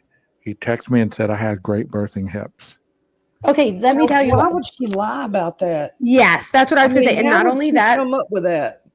How do and you not even only come that, up I with think that? she was afraid to come out and tell people because I think she's had like kids and stuff since. So like we all know our bodies change with kids or whatever. They kill your body. But I think I remember her like showing pictures from back then of what she would have looked like. And that to me was sad. So that to me said that she wasn't looking as much for 10, 15 minutes of fame and that she was looking more for like, oh, wow, I had a really weird experience with this dude too. Like, let me share it. But then I think other people, okay, Nina, we got you. So then but I do think that other people then must have said things like, oh, you aren't his type, or like questioned her whether she was being honest or not. So then she shows pictures of what she would have looked like back then, which I thought was sad that she had to do. I totally believe the girl. I think that she just was young and didn't know how to say no or how to like keep that boundary. And I think that he pushed the boundary and she just didn't know how to be like, dude, I'm not into it. Like, you need to leave. I have to be honest. I might have acted like I was throwing up too. Like if I didn't know what else to do, I would have been like, I mean, most of the women that I've been a part of at that age where they had their own apartment and we went in and watched the movie, if they weren't feeling it, they wouldn't have let me in. Or they would have said, look, you got to go. I'm tired. You But know, you might have nothing. gotten the hint though. Like when you dropped her off, you might have gotten the hint when she was like, you know what, I'm really tired. I'm gonna go in. And like if you were like, I'm gonna walk you to your door, you might have just walked her to her door But, to make sure she got in. And that but was it. then you're going to say, oh, let's watch a movie. And then you watch the whole thing. And then, oh, let's watch another one. No, I'm feeling kind of No, sick. well, he probably suggested the movie once he got to her door, and she felt like Because he was probably expecting more and she wasn't having it type thing. She's okay. he was I'll pushing do for it. Netflix and chill, and she didn't know how to say no to him because Yes, she wanted to just yes, that's what I think happened. We could be wrong. She just wanted dessert after I don't know if meal. there's any other females that were listening or whatever, but like it's not easy all the time to just be like, no. Like now that I'm married and stuff, the way that I say it and I tell other married people, like, because it is the truth. Sometimes like people like flirt with each other, things like that. But then there's a difference between flirting and like going home with somebody, right? And my husband will say it all the time. He'll be like, if you can flirt and get someone to buy you the drink for me, like go ahead, you're still coming home to me, you know. But my thing is this, so at one point though, somebody might expect something from that. So I always tell people if you need something to say in that situation and you're not the type where 12 gauge, you might just be more willing to be like, I'm not into that or whatever, where for some people they don't know how to say that. So I give girls or guys or whatever now just by saying something like, girl, if I wasn't married, I'd fuck you up. You know what I mean? Like something like that, like letting them know, like, I think you're hot and all, but I'm married type thing. But a lot of people find themselves in situations where they feel like they've gone a little bit too far without doing anything and almost to where the other person is now expecting more. And So it's a did they really go on a date? Did they go on a date? that's a good question. Nina, did they go out on a date? If you're still there, I don't know. So was it an official date or did she invite him over to the apartment? I mean, I'm That's a good confused at the whole question. That's situation. actually a good question. Nina or Jeff, do either one of you know that or bullets? That's actually a really good question. I don't know. I thought in my head that they were somewhere and that he like Because walked they her back. met on Tinder. They met on Tinder. And then I don't know if they met up to watch a movie That's or another they thing. Like I don't understand why somebody would go on Tinder and not think that somebody else might think something. I don't know. I have a lot of gay guy friends, and if I ever come back, if I have to be reincarnated, I'm coming back as a gay guy because they get to be whores and they don't get talked about. Like my one friend, oh my God, you guys, he'll go on. I don't know what app it is. It might be an app just for gay. I don't know. Is there an app just for gay people, or is it Tinder that I'm thinking of? I think it's called Grinder. Grinder. Man, Oh my God. A gay dude. I couldn't be a gay dude. Oh my God. Truth. He met this Seems dude. like some messy ass sex. Y'all want to come back as a straight dude and be a hoe. I mean, come. No, but listen, 12. He was showing me this message. Like, he legit left my house, met up with some dude, and like they met in a bush. I was like, wait, what? I'm like, I was like, this is some kinky shit. Like, I don't know of anybody I know of that could just go meet in a bush, get their thing off, and then be like, all right, I'm back now. And that's exactly what happened. I was like, that could never happen to a female where I live. Like, you would be talked about forever. You would hope that you'd be able to do it either way, but like, I was like, oh my gosh. And like 2 minutes later, he got like another call. Like, if he wanted to, he could. So I don't know if that's part of our society where we just make it easier for males to be sexually active. And in that case, then if we're looking at our I know society, some females that are more ruthless than males for reals. Like, ruthless, I'll give you. like they'll do what you're saying right there. Be with the guy and then, go clean up and then a couple of hours later. So I would say the difference between the guys and the girls there is, I don't know. What was I just going to say about ruthless? Hey. Oh, I know what I was going to say. Girls are more ruthless. So girls, real quick, a guy will say something, for example, like, I want a wife just like you someday. Like somebody that treats me like that, where a girl's like, I want your wife or your husband. Does that make sense? So when I hear you say ruthless, that's what I think of. Ask your girl afterwards. So again, I'll say what I meant again, and anybody else listening, tell me what you think. But a guy is more likely to say something like, you have a great wife. Like, I want a wife like that someday that would love me. Where girls are more likely to be like, I want your husband. Like, where we don't see it as like, there's multiple of this type of person. It's like, so when you said ruthless, that's what made me think of that. What do you think about that, Truth? Or is that just people from Philly that I know that are just shady? I don't know. It's probably people you know. Maybe. I'm just playing. No, maybe. I don't know. But if we're looking at the depersonalization thing real quick, let me just read a little bit more. Meanwhile, I've had this up for like 2 hours and we've read like 2 sentences, which is fine. I'm cool with that. This is fun. So everything I've ever done makes no sense. How did things get this way? How am I wearing the shirt? Okay. And who decided what humans shall wear shirts like this? Like, seriously, think about the things that this kid's thinking of at this age. Are we all just advanced animals? Do you see how he writes animals in all capital letters? That was a huge red flag to me. That's like his animal. It's like almost like he's telling us about like his animal instinct, if you will. So are we just all advanced animals with possession? Or is there more and more that I can't see? I can't connect. He tells us right there he can't connect. I view everything as I would if I was playing Oblivion. Gage, do you know what Oblivion is? True tried to explain it to me, but I don't know what type of a game it is. Oblivion? But he says that Oblivion. I've never played a game called Oblivion. I don't know. But he says it's pointless and full of nothing, out of reality. I am moving out of my house. My last holidays were already lived. But where was I? Huh? As my family group hugs and celebrates, I'm stuck Hey, you got in this somebody world of from your nothing. class in here. Oh, I do? Shut up. Where at? Anthony Johnson? Who's in here? Where are we? Hi, Anthony. Oh, I love you. Oh, that's amazing. So somebody said it's an Elder Scrolls game. It's kind of like Lord of the Rings. Get out. Okay. Well, that's us Hey, moving. Vona, Dr. Yeah. Vona. Look Absolutely. in the private chat, and I left you a documentary to watch. It is the craziest shit I've ever seen. I sure will. Hey, you guys, I'm going to jump down. I'm going to jump down. Over here real quick. Let me just finish reading this. And then that way, if people want to leave, we can, and then Truth, me and you could always stay behind and talk so that I can ask you questions because I have them. But not for like a live, like just for personal. But real quick. So it says, as my family group hugs and celebrates, I'm stuck in this void of nothing, feeling completely no emotion, feeling nothing. I feel dirty, like there's dirt inside of my head, my mind. I'm always dizzy and confused. I feel no self-worth. I completely have no emotion, feeling nothing. Oh, wait. What else? I'm sorry. I think I skipped one. I'm intelligent, but I feel the opposite. So what about that he has to say that he's intelligent?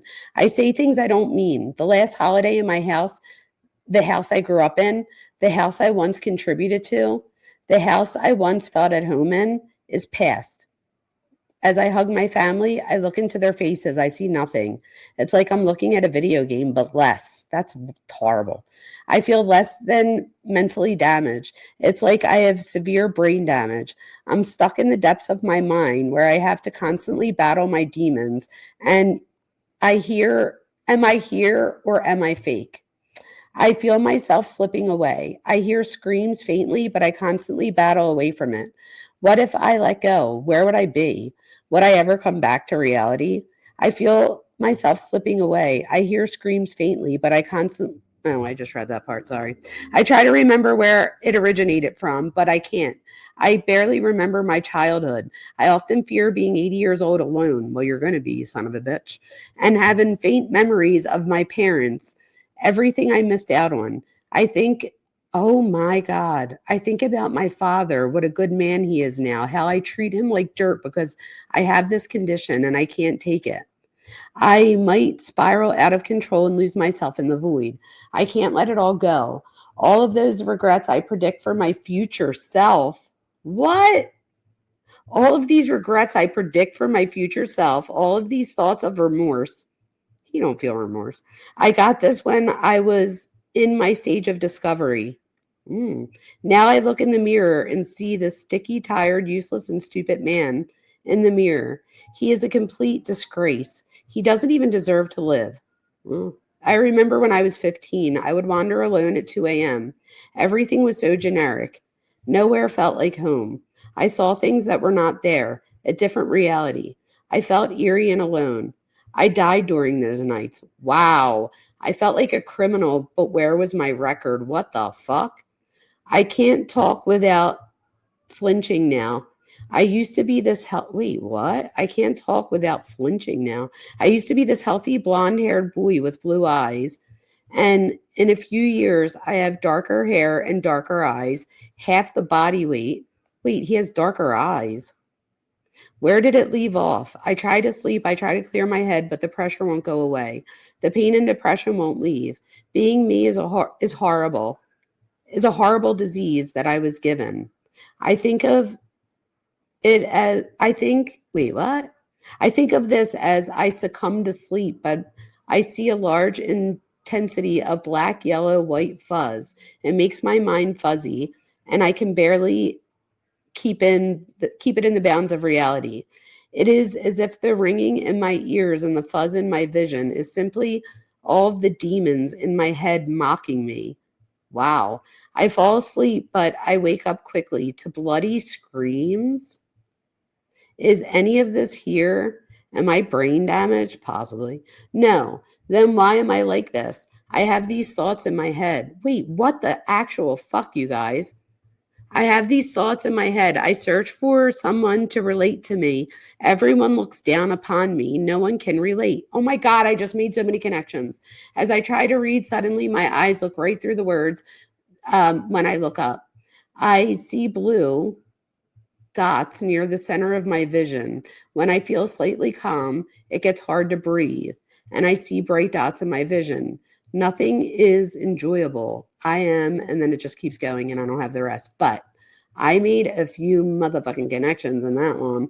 So he writes in here that he's searching for Did somebody you to read? relate to him. Did you read what Jeff wrote No, about let the me read. game Oblivion?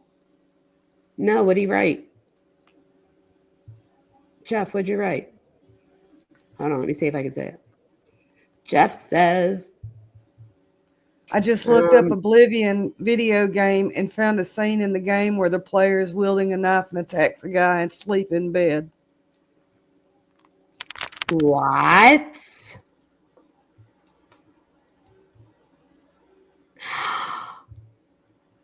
Wow. Wow, you Boy, guys. this dude is so guilty, y'all. Man, he's fucked in the head. Excuse my French. Oh my God. I cannot believe that Jeff Jeff, thank you for looking that up because that's huge, you guys. Yeah, So, he and emailed that to Nina, you. I'm going to look it up. And Nina said in the very beginning that she believes that he's always had this like part of his thought process. Maybe he did. Like we're reading this now and he's talking about he's a criminal, but he doesn't but he has no record, and that he feels like life's like the game Oblivion. And then if you look up Oblivion, and it's a game where the player is wielding a knife and attacks a guy asleep in bed. What? Wait, what is it? Do you have a link, Jeff, right here? He sent you a No, I he mean, could like, can you put it in the chat so I could click on it? Well, he can't drop Whatever. anything in chat. He's not a mod. You can't. Hey Jeff, go How do I make backstage and him a drop mod the to do it? link. Go backstage and drop the link. For her. Give I Jeff can't a believe that, you StreamYard guys. link, and he can come on StreamYard and he can Oh, drop the Jeff, link. can you do that, Jeff? Because I don't have my thing set up to where my computer is, so I could get it on my phone, but I wouldn't be able to have it on just to show us this, and then you can hop down or whatever if you want. Oh my gosh, I really want to see this though. All right, hold on, I'm putting it out there, Jeff. I know, I want to see it now. Yeah, Jeff, try and hop up so you could show us this. I can't believe that. A knife in the dark? Are you kidding me? This is like huge. I think we just uncovered something right now, Jeff. I want to see this.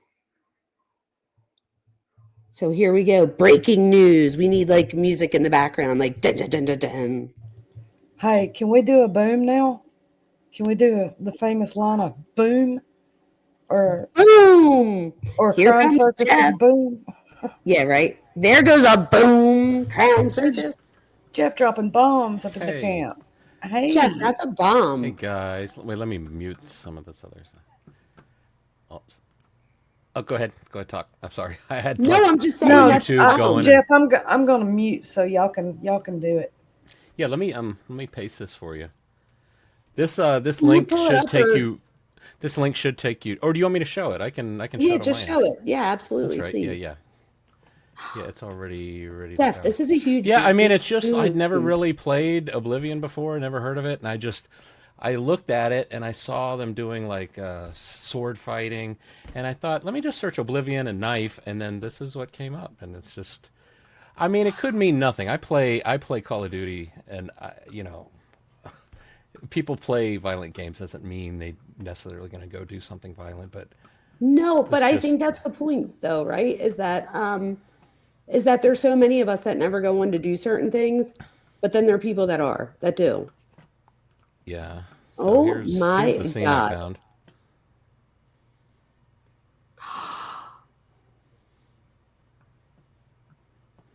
And it's literally the scene's called A Knife in the Dark.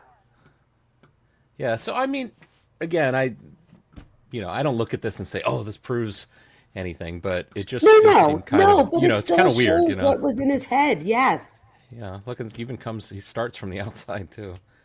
Wow. It's like a puzzle, when you're analyzing crimes. If this is, no, you're right. It's like a puzzle, and I do feel like this would be a piece of the puzzle. I'm being dead serious. Now, somebody that knows the game better, I would love to know. Like, is this a scene like is this a scene that everybody's aware of, that they come across this part of the game, and they get back a little further. My student Anthony was the one. Oh my God, that looks scary. And he's clad in black.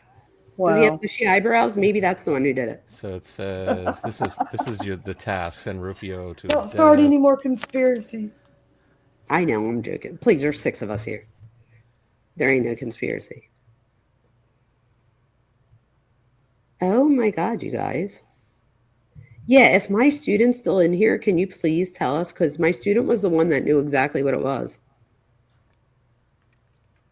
Now, if there's any moment in this game where, now does he go outside? Do you see any Elantras, though? I don't see it. Yeah, right? There's no Elantra. Wait, what does RPG mean? That's a role-playing game. Oh, well, Kind of. my student said Oblivion is an RPG. It's an Elder Scrolls game. It's kind of like Lord of the Rings. So So this is wait, the does that same mean video you clip. get I to just like backed pick it up. your I was gonna say, does that mean you get to like pick like your almost like choose your adventure? Yeah, I mean it's probably Wow. like a lot of these. It's a role playing game, video game, like a Dungeons and Dragons Jeff, we're type of old. adventure. We still remember choose your own adventure books. I know. I definitely said. Well, wait. Earlier, when I got kicked off or whatever because of YouTube, I said I was telling everybody I was like, "Now hang up, but come right back." And my husband's like, "You sound so old." He's like, "Kids don't hang up." I'm like, "Well, what makes you think that there's kids that I'm talking to?" Because we're all around. We're all like in a certain group here. But I literally was saying about hanging up. He's like, "You don't hang up when you're online." I was like, "Oh yeah, I didn't think about that." OMG. Are you playing right now, Jeff? Or are you? No, this is just a video. I just backed it up and I'm replaying it. Yeah, that's not. It's not the actual game. It's just a YouTube video. All right. Well, I'm going to have to play it Yeah. after to see. Wow. So, Jeff, what do you think about all Hey, this? there's so many gaming channels. You could probably look this up like Jeff did Yeah, and and then get be kicked able to off here. watch somebody go all the way through it. Hold on, Yeah. let So me that was just actually that was the second video in my search on YouTube. I just did a search and that came up and I Well, thought, you could oh share my gosh, whatever you want. that's worth mentioning. So It yeah. is so worth mentioning. I'm so glad you looked that up. Wow. Thank you, Jeff. That was crazy. Jeff, real But quick, while I have you up here, yeah. what's going on, please? Can you tell me? I'm like in the dark about all this YouTube shit. There's only 3 people here. Nobody cares. Like, what's going on? I just want to know because you brought it up a few With times over what? at 12 gauge, but then you get shut down. And I'm like, I want to know. I don't know. You tell me. With what are you talking? What are you talking about? Like About the like whole the YouTube thing, like the haters or whatever. Like, I don't imagine, like, I can't imagine somebody disliking you. Like, I know that that might sound very naive, but I mean, I know. I mean, I know I can irritate my wife when we have a yeah, debate but about something, and I don't. okay. I'm not going I to can do the same easily thing. budge if I really feel strongly about something, and I really think that's part of what irritates them is that I'm on the opposite side of them, and they can't. Well, plus two, I think what ends up they're probably used to this happening. Somebody's on the opposite side of them. They talk about how they disagree, and then they yell at each other, and it blows up. And I'm just not that type of person. The Bible No, tells he's me not. a soft answer turns away wrath. I think I that is think some of that's the why I'm wisest right. Jeff is very, wisdom. very tactful, and he does it in a way where they're pissed off, but they really don't have a reason to be outwardly But it almost like seems the like he channel. keeps I'm coming talking about back the to jab channel them. owners. I'm talking about the channel owners only. I'm not talking But about that's what I people. mean. Why do that? Like, I feel like that's terrible that they keep like they It's won't not they all of won't them let it though. It's go. not all. I don't want to say it's all of them. There's some really I like even, No, no. I even you took know, up for Jeff for for when John and him got in, well, work sort of into it. I was like, man, you need to cool it with Jeff. yeah, it could be connected to No, the history, even going way back to that, because I used to be on the T Rev show, and then T Rev and me and Detective John were going to be. Oh, you're muted, Dr. Vona. There's something going on. That's where sorry. That's where I remember you. That's where I met you at. Is that T-Rev. That's when I started coming on YouTube. That was like he was like one of the first people that I watched, and that's where Yeah, I so came at across it. least, I mean, at least the hate I get now, I think, is because they hate me. It used to be my association with Detective John or T Rev that they hated me for no, that. So I'm, they hated your facts. It well, maybe wasn't that you. too. They Maybe don't that want too. anybody coming into their chat rooms that can Right, because you can. disprove their theories. You know what it's like? It's like they're car salesmen. They're trying to sell a car to somebody. They're talking to them. They almost got the deal sealed, and then I come in here and I say, "Hey, sorry about that rust spot down on the lower right bumper." And they're like, "Get the hell out of here! That's Shut it. him That's up! Shut him exactly it. up!" Yeah, that it's like that. Because when they start talking about like, they're talking about we think the murder happened around 2 o'clock, and I'm coming in there saying, well, I think you can prove that Xana did a TikTok post at exactly or 30 seconds off of 4:12 a.m. So how's that possible? How are they dead at 2 and resurrected to do a TikTok at 4:12? So Seriously. that becomes Jeff, problematic. they couldn't stand me when I said the timeline in the PCA was correct because of molecular science. Wait, what do you mean? Tell me that. I don't know what you mean. They can take samples of tissue and cells, Oh, yes. and they're able to estimate actual time of death within a 45-minute margin of error. And I was posting the study title into the chat, and I was like, this is why it says approximately 4 a.m. in the PCA, because there's a 45-minute margin of error, and I don't think they had gone through the phone stuff yet. I mean, not, the science, they always start with, you mean like what they're doing to each other? Is that what you mean by the phone thing? What I'm saying is that they start with the science first, and then they use the cell phones to narrow it down. So yes, you figure a 45 minutes margin of error. They didn't die before 4:25. I mean, after 4:25, and they didn't die before 3:40. I see. 3:45. So and that's where I guess people that are trying to prove his innocence, I guess that's where they're getting these things. I got blocked everywhere.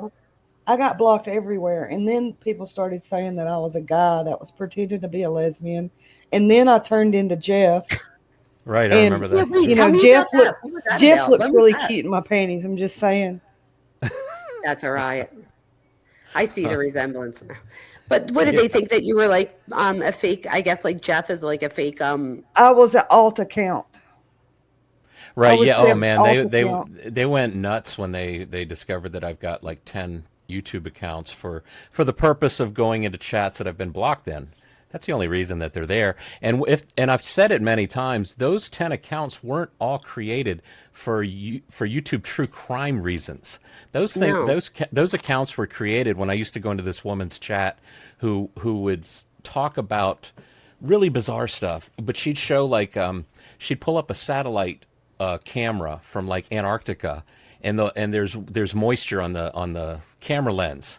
And it, of course, when light goes through moisture that's on a lens, the light refracts and bends.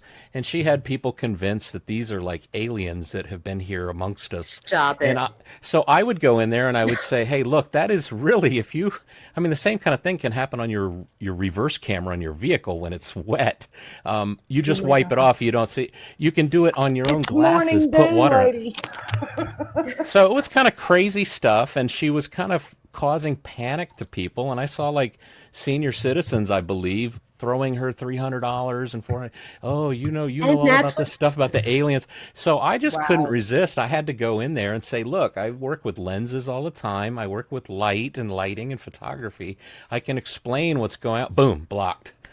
It's like, and I'd go back in and I'd say, look, you blocked me, but look, just hear out this one thing. Check this out. And it really is just like that same, the car salesman's thing. Yes, it's like, because then this guy is going to reveal the truth. Get her money. Yes. Right. It's like, I can't convince these people of a lie if this guy's in here trying to tell the truth. So that's why most of those.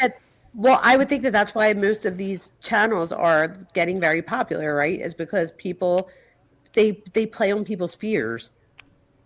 Yeah.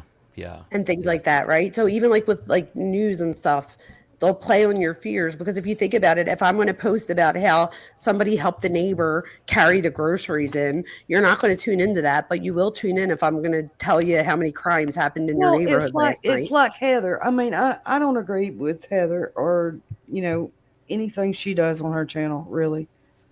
Because she clips the news, the little bit that they told the news and the inconsistencies. She, like, that means something. I've never once in court seen a defense attorney say, well, they said this on the news, so the PCA can't be correct. I have never seen that. So, I don't know what the big deal is, because they are law the law is allowed to what do they call it?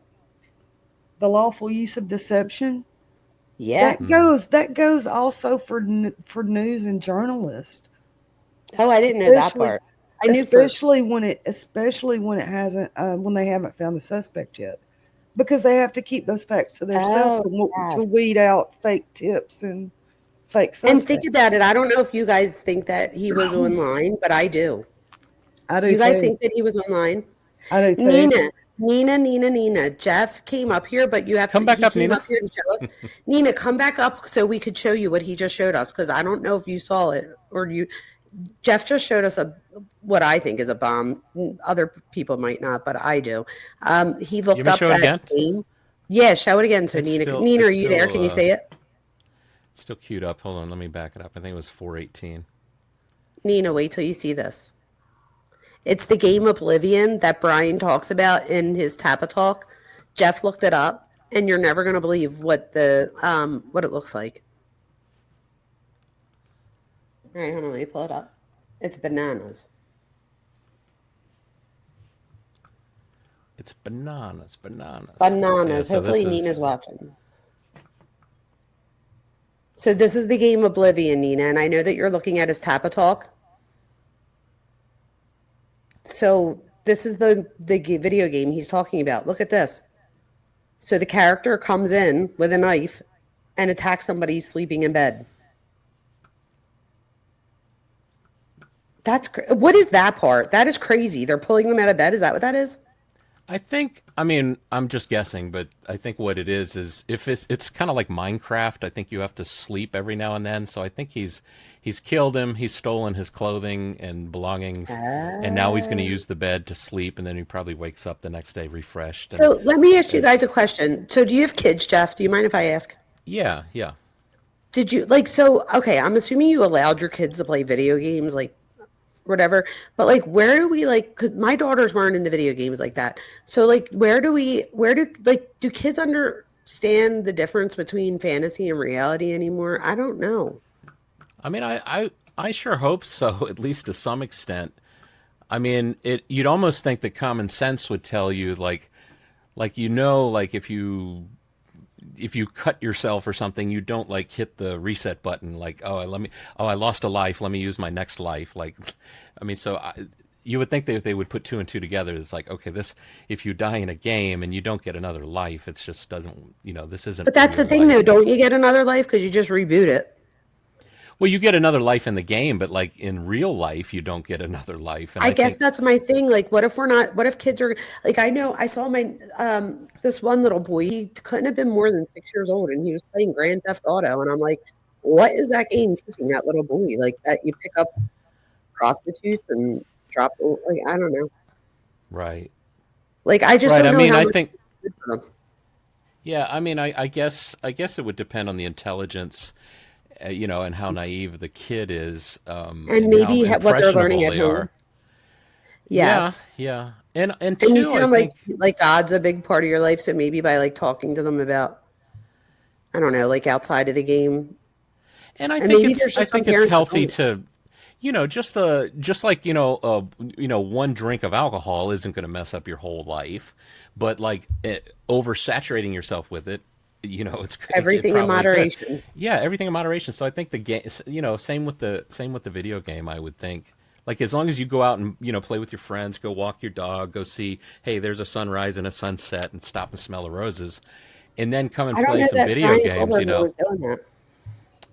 Yeah, but I mean, depending on where your mind is. I mean, I know I've played Call of Duty, and I had a group of friends that I played with online, and when I think about my friends and us getting together, and when I stop and think about some of the adventures we went on in the game, sometimes for just a moment it feels real. It's like, yeah, I remember that was that hallway we went down, and then at that doorway on the left, and remember you went through first, and then I went through, and you start talking about it. So it winds up becoming a real memory. Yeah, it's almost like it is like a real memory sometimes. And the fact that you're intelligent and that you're a grown up and that you're able to make those connections, like how many kids who have underdeveloped brains don't make Right. that connection. And we can still have the same argument too. It's like when we were on top of the roof, it was my rocket that shot down that helicopter, not yours. Yes. No, it was me. I shot it down. You know, we still can have that same argument. That's so interesting though. But it's the truth though, and that scares me sometimes because I feel like Bryankohberger's age, he's literally one of the he's the first generation of people that have had social media their entire lives. Like we didn't have social media when I was a kid, thank God. But I wonder I don't know. I wonder how much of, how they always say the guns don't kill people, people kill people and stuff like that. So okay, if you're going to go with that theory, then it's what's happening with people that's changing so much? Could social media have something to do with it? Right. Well, it's Dr. also, Mercado, hammer doesn't build a house. The person builds a house with a hammer, or they use the hammer to do something very awful, and which is a choice as well. So yeah, I like that. I like that analogy. The tool in the hand, of the person. It depends on where their mind is and what their intentions are, and where their anger level is, and how twisted they are, and how intoxicated or drugged up they are, and all kinds or of how much, or how out of factors. control they feel in their lives. That could be. That's the other thing. That's the other thing I love too, is finding an explanation for things. So now it makes sense. I have the explanation. Whenever you need an explanation for something, you give me a call. I'll make sure I definitely let you know. But wait, so They said neither one of those girls bled 4 liters of blood. And I was like, well, they barely have 4 liters of blood in them. You lose 30 to 40% of your blood and you go into cardiac arrest. Well, when the heart stops pumping, blood stops pumping out too. Yes. The pump is no longer there. Yeah. And if they're laying on their back or their side, it's just going to collect right inside. Yeah, lividity is going to, if they're not stabbed on the side that they're actually laying on, the blood's not going to pool underneath them. There's nowhere for it to leak out. Do you think that maybe that's why they said that about the crime scene? This that is they the were thing. moved, So, that they were well, no. moved. On Yeah, one side, it's I feel like that they say that it was the bloodiest crime scene, and then on the other thing, it's that nobody was able to see anything except for in the rooms. Well, So it's so which one many, is it? There was well, in Delphi there's leaves. No, I meant everywhere. in Kohlberger. I meant in the Kohlberger. I Oh. didn't follow that up. I just meant as far as an example of what you were saying. Yeah. I was asking Well, could in that be why I-04, there's a lot of blood or not a lot of blood? Because once you're dead, your heart stops pumping, so the blood's not going to spray it would if you were alive, right? There was a lot of blood. I mean, they were stabbed a lot. But in Delphi, it seems like the only injury they really had was to their necks. Okay, so wait, real quick, you guys. Let's go back to Kohlberg because I do have a question for both of you, and I hope somebody can answer this. So, if there was a lot of blood, then how is it? Because these are my only 2 questions about the roommates. I'm listening, but I'll be right back. Good. So, with the roommates or whatever, too, didn't Dylan have to pee at all during the night? The blood was not in the hallway. The blood. That's what I'm confused about. How? The blood was in the bedrooms where they were attacked. He closed. But how didn't he carry it throughout the house, do you think? Well, I mean, I know he did, obviously. Someone did. You start stabbing somebody. Well, if Ethan was in the bed, that's a good reason why he didn't get blood on his shoes. Because you standing by a bed, half of your shoes are underneath the bed. And you stab Xana. And if you was to run somebody through their stomach, blood's not going to spray out like you poked a balloon. I see. I don't know. I don't know any of this. It's not. But do you think he could have had a strategy that not to get blood? Because you would think that if he went from one room, if it was bloody. Well, and the you know what I mean? They were attacked in the bed too. So.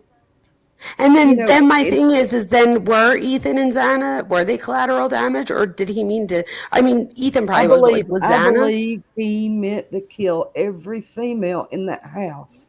What happened was when he had to tussle with Ethan, or when he had to do what he did to Ethan, creep up on him and deal with him. When Dylan yelled, "Shut the up!" Yeah, he knew he lost the element of surprise. And the likelihood of either one of those girls having another male in that house was extremely high. Now, what do? Do you cut your losses and leave, or do you pursue them, knowing that they I might don't be? think he knew they were there. I do. I think he heard them. But I believe since What he do you lost the think, Jeff? element of surprise, he was such a coward he would not go after them because he thought. I mean, look. If I'm doing that and I hear somebody yell, "Shut the f- up!" Well, that's what I and mean. How they do you know that he heard that? and why wouldn't you go after every female in the house? I think the question I would be get- too, how do you know, how You've does he know already who killed. said that? You've He already could assume Xana Right. said that. That's what I was thinking. Like that. Like maybe he like Not heard it, if but you thought it was already like have. coming in the room. Also, how do we know I that said was shut. said? Where did that? I said That's true. Well, because Where did that Dylan come said from? she said it. Dylan, didn't she say that she yelled out, "Shut Dylan's the the fuck one up"? that said shut the fuck up. The only question That's is in the PCA, isn't it, or no? No, I don't think so. that what See, they that's have why a I like to question. ask. What they have a question of is who said someone's here. That's they don't know whether Oh, Xana okay. said that or another one. But when Dylan yelled upstairs to shut the fuck up, he knew he lost the element of surprise. That there was somebody downstairs that was wide awake enough to see him coming and scream before he can get to them. Not only that, do they have a boyfriend there? Is he wide awake? If he gets in a tussle with him, he's going to leave DNA all over the place. He had to leave.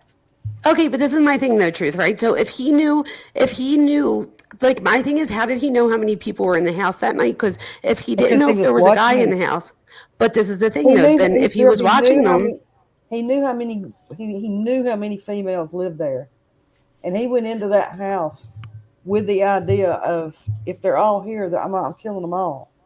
and you think he just ran into the guy and it's, I Yeah, got and you. it made him think. The girls might have boyfriends with them, and they might be wide awake. I mean, the whole thing, this whole crime is based on the element of surprise. If you look at it. Well, here's a quote from the PCA, because I like to have my Yeah, PCA. tell me, Jeff. I like that too. Have your PCA 2 mouse clicks away at all times if you're going to be on YouTube. Please, come on. Should be common sense, right? So it says a short time later, DM said she heard who she thought was Gonsalves say something to the effect of "There's someone here." So I think that's the first option. But then it's the police that are saying. The next line here, a review of records obtained from a forensic download of Kernodle's phone showed this could also have been Kernodle, as her cellular phone indicated she was likely awake in using the TikTok app. So they're saying, so it sounds like Dylan sounded like Kaylee, but the police are saying, well, who else was awake? Oh, Kernodle could have said it. Maybe it was Kernodle that she heard. But don't you think that Dylan would know that? Don't you think that Dylan would know who she heard? Well, you're trying to remember something from 8 hours ago, And you're half also drunk. you don't know if you're drunk. That's true. true. Or how drunk were you? So okay, so that was my question to Truth when you stepped down for a second. Didn't she have to pee? This is my whole theory. I believe he went upstairs and he killed Maddie and them, and he was peeking downstairs. And I believe when the DoorDash got there, She said he was peeking down there. yeah, I love your accent. It was just funny. But He was peeking down the I stairs. believe when DoorDash got there, somebody said, "Is someone's here?" It could have been DoorDash at the door. Oh, okay. She goes to get DoorDash. He comes down the stairs, kills Ethan, and waits for her to walk back in with the food. So it's all going to depend on the medical examiner finding out if they had ate what they got from DoorDash. That's why I can't wait for the medical Jeff, do examiner. you know what time DoorDash was there? Is that in the PCA? And can you send me the PCA? Like, could you Yeah, I think email it it's to me? I should have it. approximately. Let me search DoorDash. I think it was like 4 or something, wasn't it? Oh, come on! I know it's in here. Let me just search Dash. That was another thing. So while you're looking that up, didn't someone see like the pizza boxes or something? And they said like, because she said she was eating pizza. So now people are saying like, could the DoorDash? I don't know. Pizza Right, and you can pizza tell. was ate earlier that night. It wouldn't ate it. That is. Wait, my husband said the same thing. My husband was like, "That's like 4 hours in between." He's like, "I could have eaten." And you Well, can tell. Viviana did a video on that timeline for the Domino's pizza getting there, and it was earlier in the day. Okay. Also, you can tell how old a pizza box is when you're looking at it from the outside because it'll start to mold, right? You'll know that's a 3-day old pizza box. That's a 5-day old. This one's fresh, right? So I think anybody looking at a pizza box in the back of the house, like when was that beer can drank? When did No, what but time? Can you tell me what time that beer can was drank? She did a really good video on the. She brought up the time on it and everything. Well, no, you know why I we've think even they said, assumed- Jeff? I think because don't they have a Venmo? Didn't Zan or Ethan or one of them Venmo each other and it said Domino's and it was like right before midnight or Yeah. something? Right, true. No, But I it think, was yeah, like- Viviana pointed out like the date and time that happened, and that could have been the night before. So it was kind of like slightly debunked or at least questioned. I guess I was talking about the trash on the back of the house, like you couldn't tell. Yes, that's Like, there's- crazy. there- And wait, why didn't they ever go through that? Because I feel like that trash was still Well, there how do when we know they knocked the house didn't, down. though? I mean, they could Wasn't go it through still the there trash when the and house put it was right back knocked in the down? can. Oh, I guess. Well, I think maybe they just didn't see anything that was of. I got you. So know. what? They're not taking it out and putting it out for trash day. I see. Right. And I mean, there's all kinds of things. Like there's some people that think maybe the killer wrote some message in blood on the wall, so that, Yeah, but I don't- that also clued into the cops to like, okay, we kind of know what's going on here. So it has nothing to do with that trash on the back of the house. So they could probably rule out certain things. So I don't know. But I personally think that you've got. I worked with like some. What a friend of mine used to have this saying. He'd said, "Known to unknown." Or no, simple to complex, known to unknown. And it's like a basics for like investigating something or trying to figure something out. So like if you consider that you've got two roommates that didn't die, that didn't really hear anything other than something that sounded like someone playing with the dog, some crying across the hall, and in my opinion, maybe crying across the hall followed by a reassuring boyfriend saying, "It's okay, I'm going to help you. Don't need to get involved in their drama. You know, sounds like it's resolved. The noise of the dog playing with the dog upstairs has stopped. I think I can finally go back to sleep." This is Well, what they said I'm there was thinking. a big, Dylan there is was thinking. a big thud too. I think the same thing, Jeff. Now, Well, the thud was this is- caught by the camera. That was that's what we know about Well, that. see, this is what I think about the thud. Ethan weighed 240 pounds, was 6'4". I believe he was attacked in bed, and then when Xana walked in, he got her, and then he closed the door behind him. And I believe Ethan came to long enough to say, "I'm going to try to get help," and drug himself out of that bed and tried to crawl to the door, and he died. I also before agree he with could- that. Before Yeah, but he I could think you reach could the be handle. you could just be slamming the floor with your Yeah, fist but like how in the multiple hell times did he and- get? How in the hell did he get behind the door? Well, my So theory. no, Yeah. that's the part I agree with is that he somehow got in front of the door. So maybe he wasn't all the way. I don't know. What's No, your I theory, believe Jeff? he pulled My- himself out of that bed and crawled to the door that's, and died before the- he could open it. See, the only, like I said, the thing that is in my theory that like the first thing I think of is there's two surviving roommates that didn't hear much of anything, and that's I go with is like, okay, it has to fit within this criteria. So him dragging himself, all he'd have to do is go just continually, as long as he could on the floor. That's gonna draw some attention. Yeah, but you're not going But to I think think- about that, Jeff. You're not. I think You know, she's saying like because he's almost dead, like so, like he's just like trying, like Oh, but I'm you're bringing going to try effort. and you're going to try. You know, everybody assumes that people are going to scream, so they're going to try and make noise. They're going to try What and if he get couldn't? Well, I help. mean, if you couldn't scream and You could knock over a lamp. You know, you your could knock vocal over cords something. have You could blood do that. all over them. And But you I don't can't- think that's the scenario at all. Actually, I think well, how do you think he got in front of the door?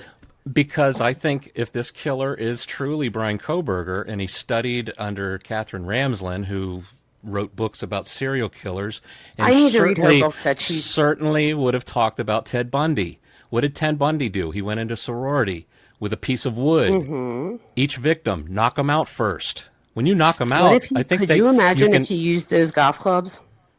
No, well, Nobody I mean, used a golf club. I don't think I hope not.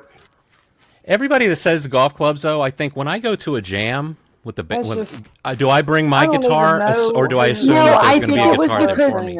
I think it was because his parents did an interview and they said that they didn't get the golf clubs back yet, and by then, like Kaylee's parents had her trash. They remember they said that they gave her the Xana's- trash that was and never went through Xana's- it. That was Xana's golf bag that came out of the house. Okay, See, this is why I like It these had conversations it because had ping written in pink. Now let me know a 6'4" dude, weigh 240 pounds, gonna have a pink ping golf bag. I could see It's 12 black and gauge. He's like it's outlined in 12 pink. gauge is like very manly, like, and like I could see him Plus, pulling out a pink bag. the You have to guy be real that's manly, I carrying that think. bag, if you look at the guy that's carrying that bag is made for a short person. Those are not no 6'4" tall dude. Yeah, I don't know golf anything clubs. about. There's no way. Good, that makes me feel better because that would be heartbreaking. This is the stuff that I hear though, that like this is why I like having this type of platform where I could ask people questions, because I do want But to I know, think like, I believe Ethan crawled to the door after Brian closed it as he left, and he yeah. tried So to Jeff, what was your get theory foot. about that? You said about Yeah, let me. the I've been hitting trying him. to get my theory out, but I squeak out a Sorry, little bit, we're and then women. You have to tell us to no, shut I up, understand. Jeff. I understand. Okay, so the idea is I'll try and be short and to the point. So Please take okay, as long as you want. I'll shut up. the Ted Bundy method: knock them unconscious first, then you can have your way and do whatever you want with them. You can step out of the way of the blood that's coming out of them, right? But Ted Bundy used to strangle them. He didn't use a knife, but so if you go in there with a He cake, used the knife on Kimberly Leach. oh, did he? Okay. Yeah, but he also did genital So, but if that's the mutilation. idea that even Willie on, you've probably seen him on like Dinky and all that. Willie even agreed that if they were unconscious, I could see this being done in this short amount of time. If they were unconscious or drugged, it's like, okay, well, if they're not Yeah, but unconscious you're with a taking hammer, you're then taking they a could be. chance on not knocking them out the first time you hit them, though. Do you realize how hard it is to knock somebody out? Well, let's hear what his theory is first, and then we'll come back. Well, it's Okay. if somebody hits you in the head with a hammer once, I think you're going down, especially if you don't see it coming. The element of surprise is obviously with the killer. They're not laying there in bed saying, "Is the killer here yet? Aren't we supposed to be dead by now? Where is he late?" Well, No, they they're can. sitting there. They have no idea this is coming. It's dark. It's late. It's a party house, and anybody in the room that's with them, like standing there, they could be like, "Ethan, what are you doing? Are you joking around? What are you?" And then boom, they get hit in the head with a hammer. So, and when I say hammer, you know what I'm talking about, right? Mm-hmm. What am I talking about, Dr. Vona? You're talking about the handle of that knife. Right. The butt of the knife. Right. The butt of the knife, right? Right, the butt end of the knife, and I've even bought the piece of wood from Home Depot like yesterday to do a video showing that a hammer and this knife can drive a nail into a 2x4. Same. Wow. So yeah, I was telling 12 gauge Oh, about it. wow. That makes sense. So he hit him with the butt of the knife, you think? Right. So I think he goes in there. I think he's from the back of the parking lot. He can see into Xana's room. I'm assuming that the window's open, or if it's not open, that's been his fascination all along, is to get into not Xana's room. I'm sorry, Maddie's room. Maddie's room, yeah. He can see it from the back parking lot. And anybody that knows the lock lever on a sliding glass door, I've got the same sliding glass door in my kitchen. You guys, that gets me so scared now because I do too. So, but the nice thing about the sliding glass, not the nice thing, but the thing about the sliding glass door is you can tell it's locked or unlocked from the outside, probably even from the parking lot if you've got binoculars or something, or can just see it. So anyway, He probably used his phone to zoom in on that shit. Right. Take a picture and then zoom in on it. I do that with stuff I can't read because my eyes aren't that good. I'll take a picture and zoom in. Here's my theory real quickly. So he comes in. He knows he's got to get to the third floor. How hard is it? These people say that he doesn't know the layout. All he needs to do is find stairs going upward. He goes up to the third floor. I believe that Maddie is asleep, passed out. He goes in there, and let's assume that with each of the 4 victims, the method of killing them is to knock them unconscious first, and then slice them, and do whatever. Stay out of the way of the blood spray. I don't know, maybe even slice their hands so it looks like they were fighting back with defensive wounds if you want. You studied criminology, you might have thought of these things. Or your survey with the questions might have been like, really throw the police off, make it look like they fought back. I don't know. So goes in, Maddie's first. Kaylee's dog, Murphy, alerts her to something from across the hall, and she goes across the hall, and maybe that's where because the there's someone here. It doesn't sound like Dylan described that as like someone screaming. There's someone here, or we should be afraid. There's someone here. It just seemed It's like more there's like a someone question here. mark behind it. Right. So I always interpreted that to be Kaylee is going. There's someone here. I'm going to go check it out. The dog. This is the way the dog acts when there's a stranger in the house. I'm going to go check it out, see what's going on. And she opens the door. That's the other thing. I didn't think about the doors being closed as this killer did his thing until Tom Van. He's great. If you ever see him Oh, on that's the chats, first thing I say thought hi. of was that he did that on Tom, purpose. yeah, so Tom Van mentioned that, and I thought, okay, I was always imagining the doors open for some reason, but so she opens the door. She probably sees this guy in there. Maybe she thinks he's really just trying to, to molest or essay. But she Maddie. has time to scream. That's why it doesn't make sense. Well, no, I don't think she had time to scream because I think I she see opened the door somebody, I'm and screaming. saw Maddie on the bed, and then the next thing she knows, she's getting hit in the face with a hammer. Now they said that Maddie's face was tore up. A face is connected to a skull. You're not going to use a pointy end of a knife on a skull. It's like It's like trying to, to stab a brick. You're going to use a hammer though to try and just. I mean, again, if you go in there with if he's gone in there with if I only remember one thing, knock him unconscious first, because otherwise they're going to scream and they're going to make noise and the jig's up. So he hits her in the face a bunch of times, throws her to the bed. She tries to scooch back up into the corner, and then she just dies there in the corner. Boom, 2 victims are done, same way each time. Knock them unconscious first, and then end them. He goes downstairs. I believe they were in the bed together, though. Yeah, but I think that also gives him time to scream, because if he's stabbing. Not if they're asleep and he creeps into the bedroom, he slices one's throat and runs. I don't think they were together. Truth, you have a dog. What are the chances that she would just leave the dog in the other room by himself with the door shut? Well, it was her best friend's last night there. It doesn't Yeah, I matter. mean, We would be sleeping in my bed. It's possible. If It really your doesn't. bed. It really doesn't matter, except that there seems to me to be more time to scream, and this also gives an explanation for there's someone here that Dylan said she thought was Kaylee's voice saying it. I So it made agree with you sense to me. 100% so far. So now you got 2 victims. Now all he's got to do is leave. And I think he goes downstairs. I don't know if he misses the turn to the kitchen and turns left going towards Xana's room. And in my theory, in my head, and also trying to figure out how to do this quietly so nobody hears it, and also knowing that my wife, when we get DoorDash or Uber Eats and I start to eat and she says, "No, you don't, go wash your hands." It's the first thing she always says when we get food. It's like, because I'm a guy, I'm hungry, I just get to eating. I don't think about what my hands have touched. If he's gone to the bathroom at this point, maybe they've also come from a party, so there's been drinking. He's going to go to relieve himself and wash his hands, like Xana said.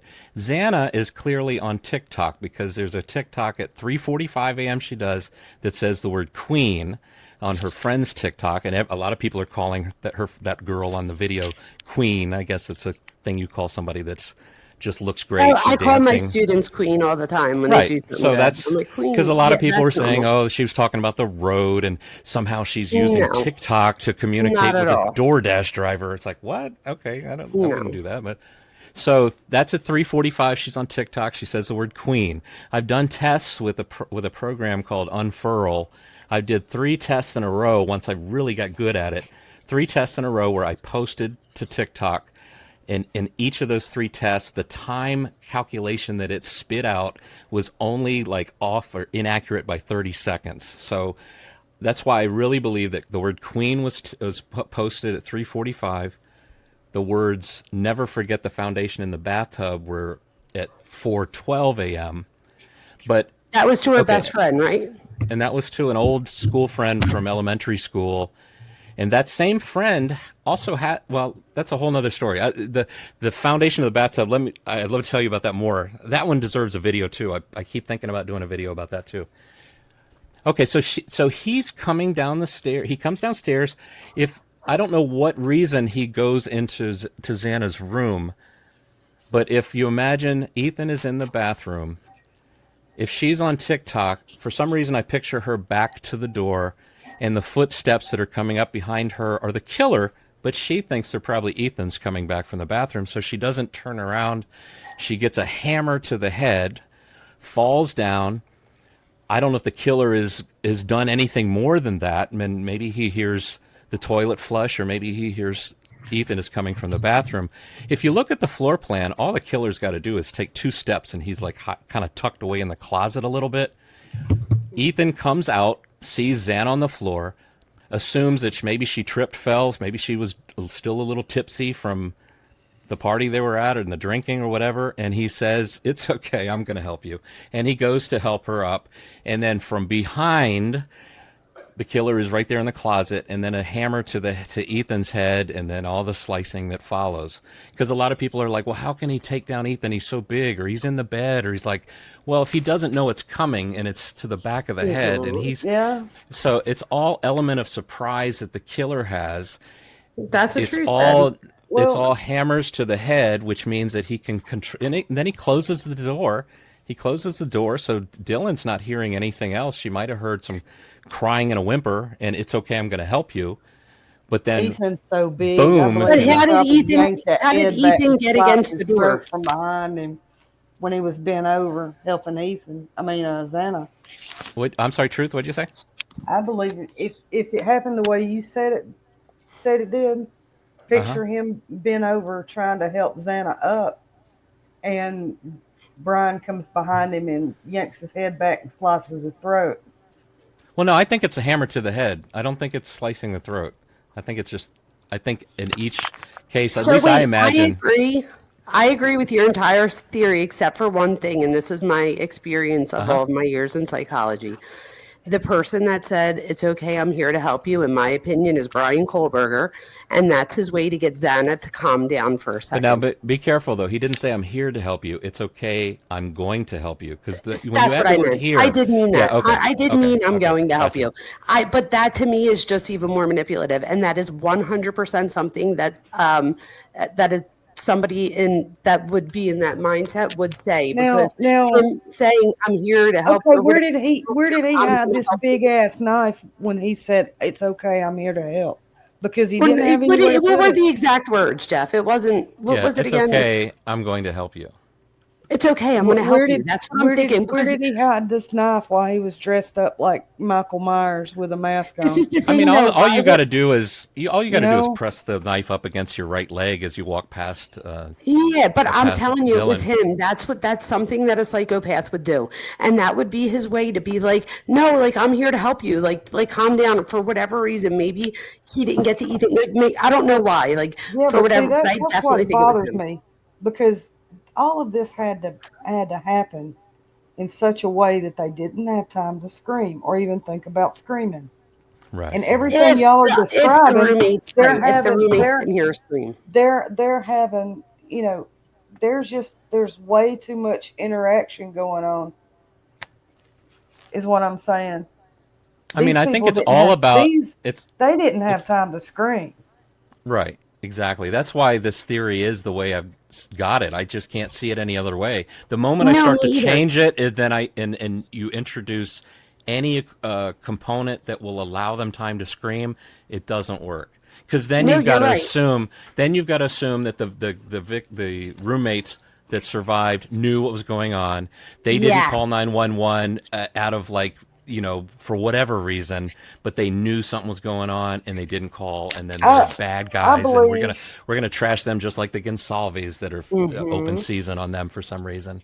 Well, I believe that he went upstairs, and I believe both girls were in the same bed. I believe he slashed one's throat, and then he got a hold of the other one. Because as soon as you slash somebody's throat. Because these girls were laying up in the bed trying to get in touch with Kaylee's boyfriend. Well, that was like the last text. The last text, though, I think, or call to him was 2:50 something. Yeah, that was like an hour right before. Around 3 a.m., an hour before. I don't know. As a dog mom, I just don't see me putting. I don't care if it's her last night. I would have told her to sleep in my bed, if anything, because Kaylee had a bigger bed. I don't know. I really think Jeff, but either way, neither here nor there. Unfortunately, they both became victims. I do think that Jeff, I think we didn't even go any further, but I think we agree even going further. We don't, and I think Jeff still feels That's this way why I the, do, this is that why he the didn't medical see Dylan examiners. because he was looking at the step. This is why the medical Oh, examiner's tripping. Yeah. testimony is so Yeah, I don't important, think he saw her. because they're going to be able to tell the order in which they died, and that's going to help the finding That is out going to help. exactly what happened. What do you Yeah. guys think, real quick, about the neighbor saying that the front door was open Because at if like 9 in the Ethan's morning? blood is all in that bed, that's probably where he was attacked. Yeah, probably. You're You whatever. know, Yeah, you're. and But and how much of it's still Kaylee's it blood still is in didn't the answer bed? our question though, Jeff. How did Ethan get in front of the door? Because didn't the friend, like, they called the friend because they couldn't get the door open because Ethan's body was there? His So how do we explain that? Well, is it that the door is blocked or that the door is locked? Because I mean, if he the door was blocked. I think it was both. well, I mean, it's possible that Ethan's big and he's just ended his life right there on the floor, and he's got to like I don't know if, well, we got a fence that it's hard to open because of all the ice and snow. You got to push it really hard because it's pushing against the snow. So how do we know he didn't have to push the door, pushing Ethan, against it, slide out, and then the door closes with Ethan's weight pressing It back just against it? makes more sense that It could Ethan be. tried to crawl to the door and he died. He died right there, and I just all of his weight was in front of it at that point. Yeah, but if he died, wouldn't it have been bloody there though? No, unless he got hit over the head and didn't bleed. Well, I I mean, I never just think thought if about they that. get Why if they would all it got run? Well, I mean, you could see the way that room was made. The blood, where the blood was running. If that room Yeah, is whose uneven, was it's that? not Do we going to know? leak in. It's not going to leak into the hallway. It's going to leak back into the bedroom. Gotcha. That's what I'm Do we know saying. whose blood that yeah, was, that's or why no? I mean that's why I think the door was locked, and I think that when he hit Ethan, maybe he threw Ethan onto the bed, and maybe the thought was, if I cut you up here and it gets on the floor, I can step in it, but if I cut you up on the bed will soak it up and I'll keep it off my feet. Yep. I mean, that's what he would have experienced upstairs, because everything there seemed to happen, I think, on the bed for both of those victims. Yeah, I I agree. mean, everything I've seen seems to say that Xana was on the floor, I think. So I don't know. Well, But I it's really, also, in my opinion, I think he thought that he killed everybody in the house. Like, I really do. I don't think he thought he was leaving anybody. I think he left and he was looking Or at he the step. creeps up on Ethan while he's half asleep in bed, and that's where he attacked him and waited on Xana to walk in the bedroom, and then he ran her through. And the way he got her not to scream was to say, "It's okay, I'm here to help." Or not here. I keep saying here. It's okay, I'm going to help. I mean, I can't disagree with you, because the PCA does say DM then said she heard a male voice say something to the effect of, "It's okay, I'm going to help you." Now, it doesn't say Ethan. Ethan. It doesn't, and now maybe she just wasn't sure if it was Ethan or not. Maybe Yeah, she but said, before "Well, she could say says it was Kaylee. Ethan." Yeah, but I So mean, you're right. I maybe didn't think about that. let's see, because it does say DM stated she opened her door a second time when she heard what she thought was crying coming from Kernodle's room. DM then said she heard a male voice saying something to the effect of, "It's okay, I'm going to help you." So I mean, See? that's why I think the crying is Xana's just been knocked out, and that the killer's hiding, and Ethan's found her and is trying to help her. And then you mean, Yeah, but Jeff, I let's mean, be honest. If your wife's but you're laying saying, on the ground, are you going to be like, "It's okay, I'm here to help," or "I'm going to help"? yeah, Like, I you're mean, just going to help her. it's something to the effect of, "It's okay, I'm going to help you." I But mean, what what you I'm, like, let's but just. the other I thing thought about that. I'm like, if my husband saw me, he would just be like, "I got you," or like, "It's going to be okay." But I don't see him saying like, "It's okay, I'm going to help." well, I mean, Yeah. the other thing too is, though, with the theory that I've got, is that, what is Dylan thinking of the two sounds she's heard from upstairs and from across the hall? And that's what I really think, that Dylan hears crying from across the hall. It says in the PCA she heard crying, I and then agree. a male voice saying, "It's okay, and I'm help you." It sounds like she's hearing what she believes at the time, because she doesn't know what's going to happen or what's about to happen or No. what's and she doesn't know what they're going through. But that sounds pretty reassuring. It's like, if this is a relationship thing, I don't need to get involved in that. I think I can go to bed now. And so that's what I think she's assuming. Yeah, I don't I think just she had wonder ill if it was a intent. voice I she don't. didn't recognize. She might feel like, why is Yes, there a that's weird what I voice coming think. from? But But she could have thought that that was one of the frat boys coming over because if they did get into an argument earlier, maybe she thought they came over to make up. Like she could have thought anything, but I don't think she thought that there was a killer in the house. Like there hadn't been a murder there in 7 years. Like I just everybody that does throw her into like the fire, like she's this horrible person.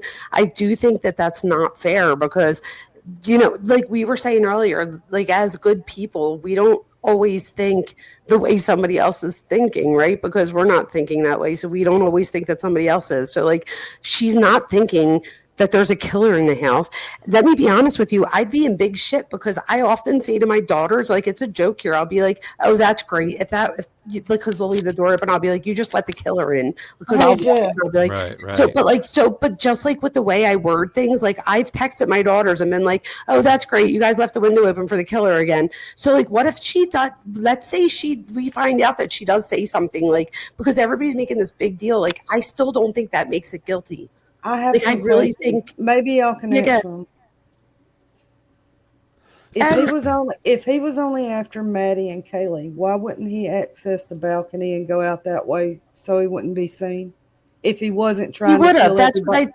Wait a That's a minute, good I'm not question. done. That's a good question. That's a good question. I'm not done. If he's going after if he was only going after, let's say Maddie, Kaylee walks in, he does her. It would have been easier for him to access that balcony instead of Mm-hmm. taking the risk of being seen on the way God, out. she's right. That's why I believe that he went there to kill every female in that house. Yes, but I don't. But I guess my thing is, if you have the theory that he didn't know if there was males like guys with them, then he didn't know if they were there either. So it could be that he did think that he killed everybody in the house and that he didn't see Dylan on the way out because he was looking at the step. And they say that her room was so small that it could have appeared like a pantry. Yeah, her door. That he probably thought it was a closet door or something. Right, But and he what might I'm, not have even known Bethany was but if downstairs. she said, "Shut the fuck up," after he had, He done might have been anything. so hyper focused though in the moment and like everything going on like with the noises of the like him moving around that he might I don't know if he heard it. But what Maybe he I'm did. I saying, don't know. But how do we know that? Where does that come from? Yeah, The shut that's the true. fuck up? Where did that come I from? can't get a word in edgewise. No, you are. We're asking you where did you get that from? Because it's not in the PCA. Like how do we know What? that they said that? Shut the What are you fuck talking up. about? The shut the fuck up part. That's Yeah, where what's does that? always been said. Yeah, that's Right, not. but I it's mean, not I in don't the know where. PCA. I'd need to know where it comes from to have an opinion on it, really, because I know it's not in the PCA. So I don't know if it's. It's just like the seeing a naked man, but Bethany seeing a Right. naked I man. mean, I don't know. that's true, but if he did hear her say "shut the fuck up," and he had to deal with Ethan, if I'm a killer, my whole focus is getting away with this shit, right? Because I'm the smartest person, right? I'm smarter than the Hmm. law. Right, and getting I'm caught not gonna make you take a dumb. risk. Yes. I'm not gonna take a risk after I've lost the element of surprise and go after people that can see me coming. Do you I understand what agree I'm with that. saying? Yes, I I'm do. gonna Yeah, I I'm mean gonna that's cut why my I losses said I and wonder leave. if he missed the left turn coming down the stairs for the kitchen, and because it was dark, and he went towards Xana's room instead. He knew it was a left turn, but he went that way, So do you and then think had to that deal that's with where he her. tripped? Oh, also too, yeah, there's that little step there. Maybe he tripped. Yes, Jeff. I think we're onto something with that. I mean, it seems like a. I mean, I can see it happening if you're unaware of that step being there, you could trip Hmm. on it, and then. I mean, the other part, the second part to that was that as you're leaving, you've got that good vibes light blinding your face, lighting your face up for Dylan to see very clearly, and you're looking down to make sure you don't trip on that step again. You're looking down, and you're also when you tilt your head down, I'm sure it makes your eyebrows look even bigger and more Hmm. noticeable. That's probably why she saw the eyebrows so clearly because his head's down a little, looking for the step. But I think in exiting the house. I don't know that he would want to exit from the third floor and jump down and risk like twisting an ankle, It's not the catching. third floor if he's going out the balcony. It's just No, but if he goes, barely even 10 feet. but if he's going out like I thought you were talking about going out Kaylee's bedroom sliding glass door, or I think she Well, was. right floor. there in the back, the house. He's not going out the front where there's actually 3 stories. He's going out the back where there's 2. All he's doing is going 1. But I thought you were talking about going out of the bedroom door, like I think Kaylee's she bedroom. was. Yeah, the Okay, well balcony is. that's a balcony. Yeah, right. I'm 5 feet tall, and I would have no problem. Yeah, but I I would don't have think I don't. absolutely no problem. I mean, maybe he considered it, but I would consider that I could catch my clothing on a nail and scrape it as it go down, leaving No. my blood all over the Guess place. All he's what? got to This is do the is take thing. a So step I over the agree. balcony railing, and all he's got to do Yeah, is but take guess one little what though? step back So and jump. truth, I agreed with you 1,000%, but he might be right in the sense that this guy wants to be the smartest person in the room. So as much as like you're saying he needs to get out of there in a certain amount of time because he can't get caught there because then he's not the smartest guy in the room. Maybe he considered, what if I jump and I lose something on the way down, or what if I like jump and something falls off of me? And I assume he left the kitchen door open, and he So probably to him, had it the was thought, probably like no big deal. the least amount of doors that I have to open and touch, the better. So I left the Oh, door true. open. I can go back out the same door that I came in. I mean, I And don't know then what reason he would have wouldn't- had And then for. what about Murphy barking? He might not have wanted Murphy to bark either. That's Which true. I Yeah, assume Murphy would bark if he was on the balcony. if he had gone out Kaylee's bedroom, he would have encountered Murphy and probably Exactly. picked up some hair and I mean, I don't think it really I was matters under so the much what the impression- I reason was why under- he I did was all under the four. impression that the balcony had a slider like the bottom. No, I think it's the a, reason know why it why. matters, Jeff, is because It's if you're probably thinking because like, that bay window is so big on that bedroom. but the reason about, I think the reason why I think somebody It's like been a me long thinks it's time since I important looked at is because I'm thinking of the criminology behind it and the thought process. Because he's technically considered a mass murderer right now, like as far as the psychological world and criminology world, he's considered a mass murderer. However, there's about 12% of that population that really fit the serial killer category. They just got caught before that cooling off period where they would have done it again. And I think that he's part of that 12%. And knowing those details would help me as somebody trying to understand the mind behind the crime type thing. That would be important for me in that aspect. But that's the only aspect. The medical examiner testimony is going to answer all of those questions.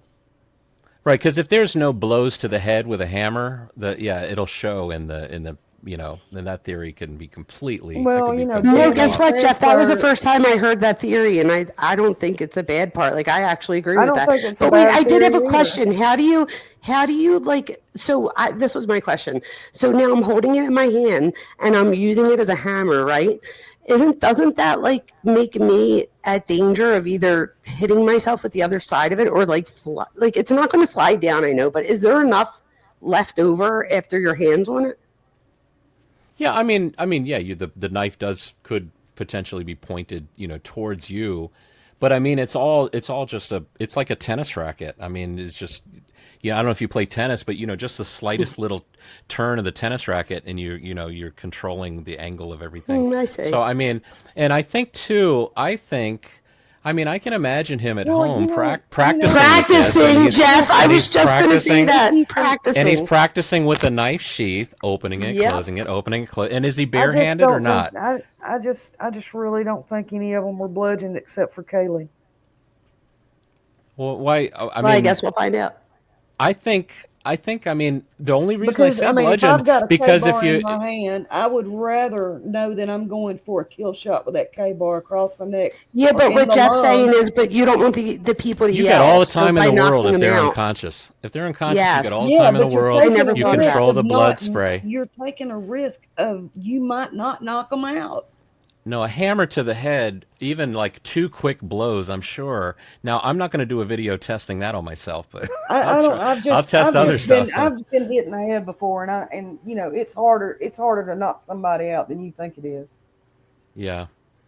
And I'm not going to take a risk of knocking somebody in the head when I've got a fucking 7. I don't know. I've seen. You see videos of people like. Remember people were doing that like knockout challenge or so. You got some guy walking down the street. Some guy comes up behind him and just punches him in the head and he goes down Yeah. unconscious. Yeah. I mean, the thing is, And I I think, would the assume that he person would have doesn't studied expect it. it. Yeah. He probably knows, Yeah, And he maybe would have where studied how to to hit do it. them. but his freedom is riding on that knockout. How do we know that he didn't have a gun and said, like, you know what I mean? Like, don't say a fucking word type thing. Like, who knows, you guys? We That's don't true know. too. That's true. Like, we have no idea. But I do think that the important part of this is that he had a plan. This is that I got tonight that I didn't have before, other than things that were disproven, which I'm so glad. But the thing that I took away from this that I added that I think is cool is not cool. That's a wrong word. That I mean is cool as far as fitting the theory of being right. None of this was cool. So that was a bad word. I didn't mean it like that. Right. We know what you mean. Right. I just don't want somebody else to be like, oh, this piece of shit. Like, because I didn't mean it like that. But the whole thing about, because I always think that there is a connection to Bundy. I think there's a psychological connection to Bundy. His mom, she's wrote op-eds in the paper about a few different times. I thought it was one time. I think it's 3. They said now, and it's like real. And she wrote an op-ed about Bundy and how he shouldn't get the death penalty and how the death penalty is unjust and da da da da da or whatever, unmoral. And I think he like he mocked a lot of what. Like I think he tried to take. I'm sure he tried to take bits and pieces. Learn. That's what I should say. If He learned from many.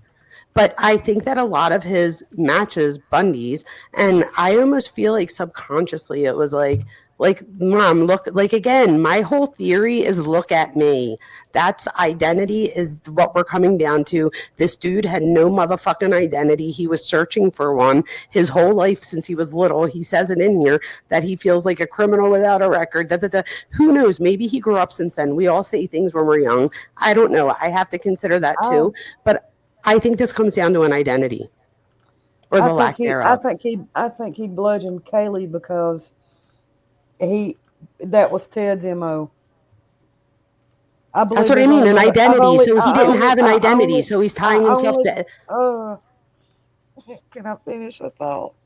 Yeah, I'm sorry. I'm going to shut up for you now because I did it for Nina and Jeff, and now it's your turn, girlfriend. You go. I've been trying to talk all night. No, that's all you have to do is you have to remember I have ADHD, and I always tell there's people a delay. I do. There's a delay on when you talk and when we hear it, so it can be kind of hard. I know, and my computer lags too. So well, and not just that. With ADHD, I take medicine for it, but I can only take it like twice a day. So like by this time at night, stay up too late.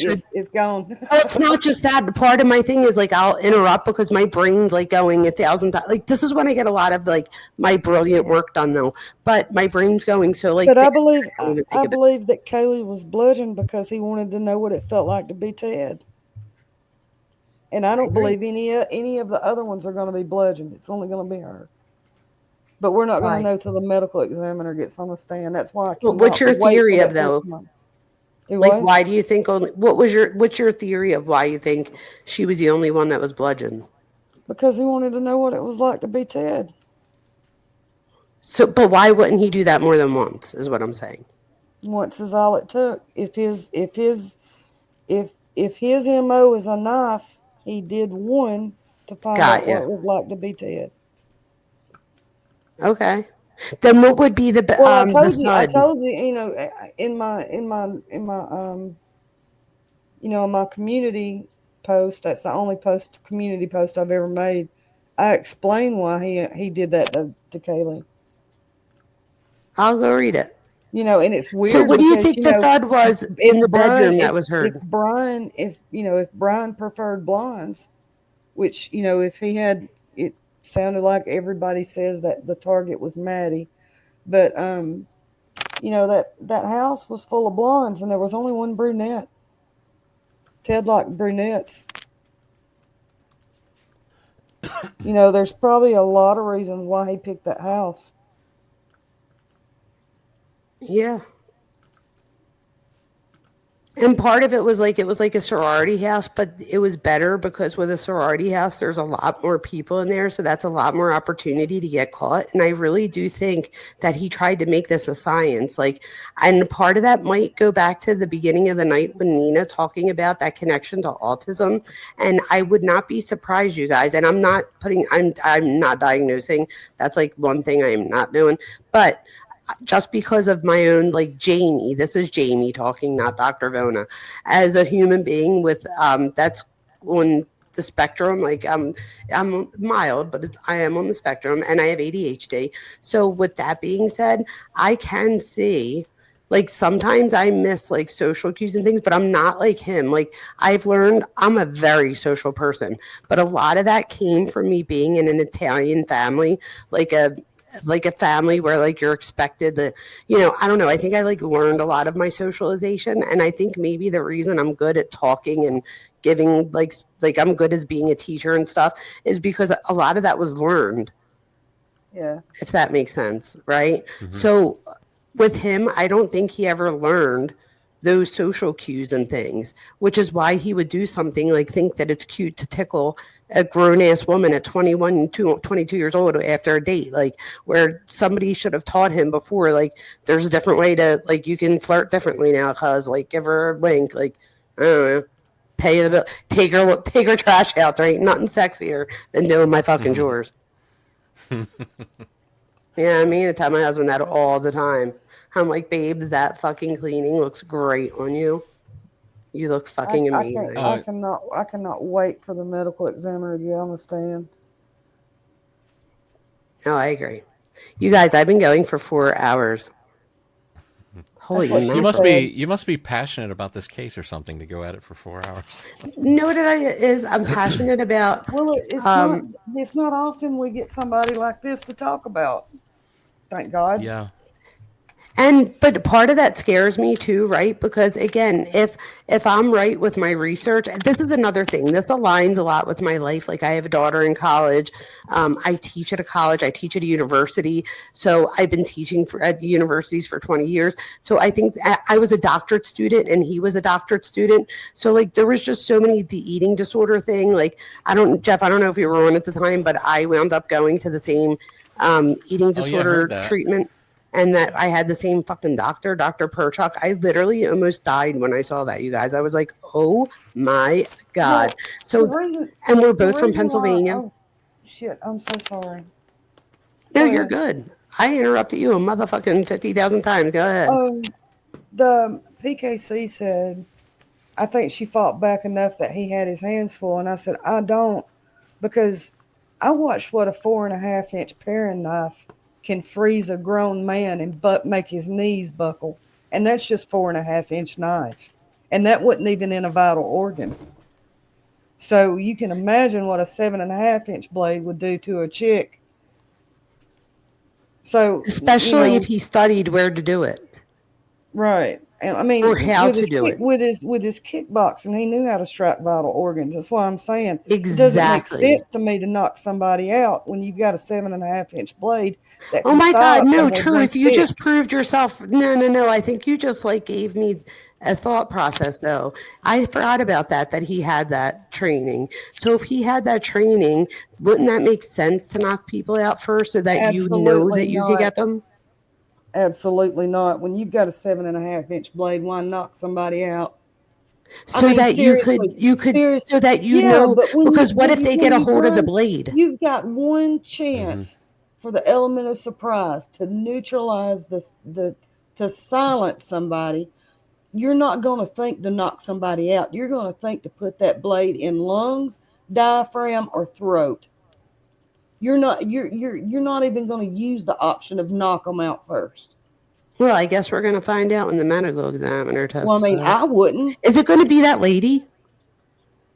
No, that's the coroner. Oh, okay. No, the medical examiner was in Spokane. Those bodies went to Spokane, 90 miles away. Okay. Yeah, I think too. If this is the first time this person is killed, and you try and imagine it like this is your first time you're going to go in there. It's like, well, okay, I'm nervous. Like, say you're talking to somebody, you actually have a friend that you would confide in on something like this. I'm nervous. I'm nervous. It's like, look, dude, look, if you just knock them out, they're not going to say anything. They're not going to move. You can do whatever. You won't have any fighting. There'll be nothing unexpected. There'll be just a body, and we've talked about it, right?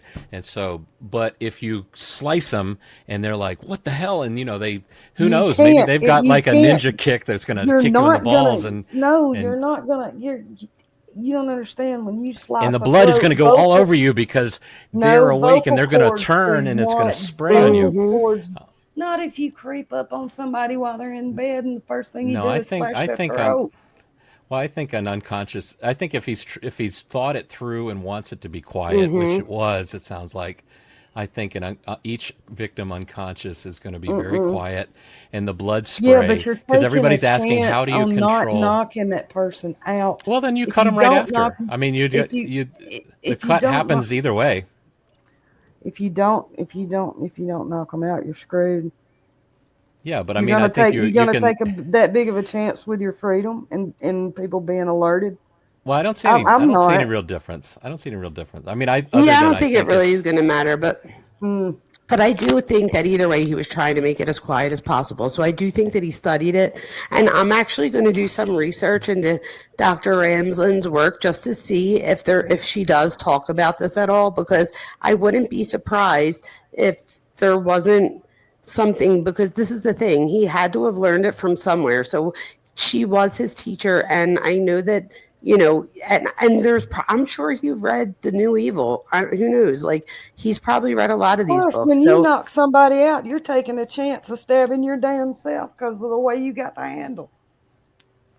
I think that if someone was asleep, we're going to find out that he probably did just do the throat type thing just to get it over with. But if he's seen somebody that was like That's going to awake get and he blood was all coming up over him, behind though. them, That's the only problem, I think. It depends So on what then where side do you they're think laying he on. would've- I think he's going to get Yeah, covered where'd you in think? blood. I don't know. I've been to crazyshit.com and I've seen plenty of people get their throat cut. They got beheading videos and shit. Oh my God. It don't spray quite like y'all think it does. And unless yeah, the I head don't is think it tilted sprays back, as that much. Yeah. Well, but I mean, did you see that video of the 12 gauge put up with that guy that got killed in the shopping mall? That guy. Yeah, but sliced his not throat even and it to just went- not even to slice their throat to kill him, but just to to get the voice box. I is mean, what he could have done a lung shot and they wouldn't have been able to scream. He could have stabbed them in the diaphragm and they wouldn't have been able to scream. that's what I mean. I guess when that's I the point, is that stabbed I him- think we're going to when I find out that stabbed he him in the researched lower it. gut. When I stabbed him in the lower gut, he made a low grunt, and that's all that could come out of his mouth. But that's what I guess that you're proving my point, is that that's because you knew where to stab him so that he would. Do you know what I mean? No, So like where I I stabbed think. him in a place where I knew he wasn't going to die. Okay, well there you go. But the point is that you knew, like, where, I guess what I'm saying is, if it was just like out of control or something, you're just going to do it anywhere. But I don't think that that's how it is, and I think we're going to find out that whatever it was, whether he did it the way you think it or the way Jeff thinks it or whatever, I think the point is that we're going to find out that he thought it out and that he went through his options and that whatever he chose, he did it on purpose. So I think that's really the common theme that we need to look at, is his thought process, and that no matter whether it was this way or that way, the fact is that it was some way. Like, I have 1,000% sure that whoever it was, whether it was him or someone else, that it was planned methodically and that it was practiced over and over and over. And what a better way, as somebody with a fat kid mentality, and I'm saying that from a girl who lost all that weight, kept it off for almost 2 decades now. Like, so, but I still at times, like, I mean, I'm totally comfortable with my weight, but sometimes, like, I make jokes or whatever, or my daughters will be like, Mom, why do you say that? Like, I'll be like, I'll just make like a fat joke or whatever, but I'm like just joking. But to them, they're like, but it shows that it's a part of my subconscious still. So even though I'm over it, like, even the fact that I thought of it tonight, well, no, that was more because of Dr. Perchuk, but I would have shared it eventually. But anyway, my point is that I have ADHD and I don't know what the fuck my point just was. Oh yeah, my point is that the bigger picture here is the mind behind his his crime is that he has a lack of an identity. And I think that he's seen 4 kids or whoever many kids, the whole house, whatever. He's seen a group of people at the universities and stuff that he always tried to be a part of. He didn't get that experience. When he went to DeSales, it was COVID. So his program had to go online. So to him, if he does have that Elliot Rodger thought process, like 12 Gauge was saying earlier, that might have felt like a low blow to him. Like fuck him. Like he didn't get that fucking experience. Like what the fuck? You know what I mean? So now he's in this program. He gets this experience. He gets this where he's a TA. They're going to pay him. They pay him to live on the thing, all this stuff. It's not really working out the way that he thinks it is. So now he doesn't feel like he has control over that, right? So he's starting to feel out of control again, and he's not in his home environment. And I just think that, again, a lot of our childhood things, even though people are like, okay, but we're not all what we were when we were 16, the fuck we aren't. I mean, we grow up, but we still will sometimes subconsciously, like I am completely over my eating disorder, but I will still make comments every now and then. It's just because it's like deep rooted in my like muscle memory in my brain. Or like Jeff will make a comment, I'm sure, every now and then about the parenting, like, you know, when mom and dad, like that might be part of one of the metaphors or the analogies that he gives to people, you know, because it's something that he's experienced. And that's the thing, we tend to go with things that we experience. And I think he lacked a big part of experience. I don't think he ever felt that he was seen, even if he was. So I think he tried to accomplish things. And as somebody as an eating disorder or with drug addiction, a big part of that is like a perfectionism type thing. And for the drug addiction, that could have, like, even though people introduced him to heroin, that doesn't mean that he didn't get introduced to heroin, or he didn't consider heroin because of he started out with pills. People just back to the psychology of Kohberger. Everybody said that he wanted to manhandle his buddies and put them in a headlock, and he, you know, a little fighty. Well, if you go in there and you knock somebody out to kill them, where's the fight? You know, if you I don't think he wanted to fight at this point. I think he was done with that. I think at this point, this was more about him proving he needed an identity. I think when he met Catherine Ramsland, even though he didn't get to meet her, I don't believe that he met her like that, maybe over Zoom and stuff. But he took these classes during COVID, and I was in my doctorate. I was supposed to do a hybrid program, but I wound up doing it all online because then I realized that I would have to. What makes you think the fight was out of him? The fight's not out of me yet. Wait, what do you mean in relation to what? I'm talking about, you know, that the pattern doesn't match. I'm going to knock somebody out and then I'm going to cut their throat. It wasn't that clean. So let me tell you why I think that might be, though. Because now that he's a doctorate student. If he knocked them out first, all the wounds would look the same, like they were not moving. Well, okay, so wait, so just hear me out for 1 second, and I'll tell you why I could argue it either way. So if you were the opposite way and you asked me, like, why wouldn't they, I could give you an argument for that too. But if I had to give you an argument for this, because again, my best quality and worst is playing devil's advocate, I would say that as somebody who is hyper-focused myself, I get hyper-focused in things, so I overthink things, and I overanalyze it, and he probably wanted to make sure, because he did digital forensics and stuff. So to him, he not only had to cover that aspect, but he couldn't get caught because he was proving something. He needed an identity. So the thing was, I understand that. So I think about the nature of the wounds alone. So let me tell you why. I'm telling you why real quick. So let me tell you, because I think that at that point, it wasn't, I believe there was the fantasy to kill people, but the fantasy was to get away with the killing so that he could go back to class and really be the smartest person in the room. I understand, but this is what I'm saying. The wounds are different as if they were moving when he was stabbing them. If they are they don't match because a hammer wound and a knife wound don't match. So when they do they have that? Is that information out there yet? When they're talking about the wounds don't match, it's because the victim is moving. It depends we don't know on that. how I mean, deep. No. I think Kaylee's dad meant that that Maddie's wasn't, because they asked. I watched that 1,000 times. Kathy Kaylee's dad even said it. Kathy Mabutt in her interview said that the wounds were Right. She meant the two girls. They're like slashes and gouges. She meant that about the two girls. As if the victim was trying to move as they were being So stabbed. that could have been. If you're knocked the fuck out, you're not going to move. So listen, I think that was more rage. But it might be why her opinion was that they were asleep, that all the victims were in their sleep. Because maybe there was something that made it look like they were not, the way if they were stabbed as they were unconscious. But I mean, there might have been something visual. If you're laying on your side and your arms are in the way, when somebody starts raining blows down on you, your arms are going to be in the way because of the simple fact of the way you're laying.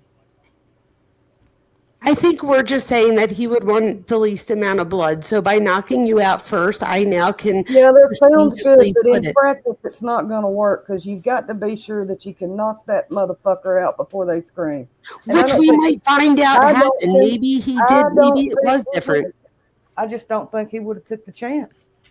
You might be right. That's what I mean. Like, he might have had one theory in his head. Yeah, like, it could be. I think that everything was scientific to him. So he might have went in there with one thing, thinking that that's how, like, this is what I'm going to do. Like, I'm going to knock him out and and it might not have worked out that way in real life. Like, so I do agree with that. Like, I do agree that maybe he walked in there thinking I'm going to slash them in the throat first so they can't scream, and then I'm going to stick them up too. I mean, the only one that I heard that was bludgeoned really, really bad was Kaylee. So, if we don't know that she was bludgeoned. She got the worst of it. Different. She got the between her and Maddie. But what if he did stab her in the face? But wait, if I'm correct, some of these eyes are very. You take a blade to the eyeball straight through your head with a K-bar, you're gonna die. No, I hear you, but there's also too the idea, like, okay, what sounds more like someone playing with the dog? Two people conscious fighting each other, or one person on the bed stabbing unconscious victims? I mean, it maybe you could confuse it more that it was sounds like playing with the dog. Within the first couple of blows, I'm pretty sure. Yeah, but I'm saying that if they were fighting back and kicking, and their legs are kicking and knocking lamps over and doing all that kind of stuff, that's going to sound a little more like not playing with the dog, but like somebody killing the dog. That way. Who said that? Who said that they were fighting and they were kicking that way, though, Jeff?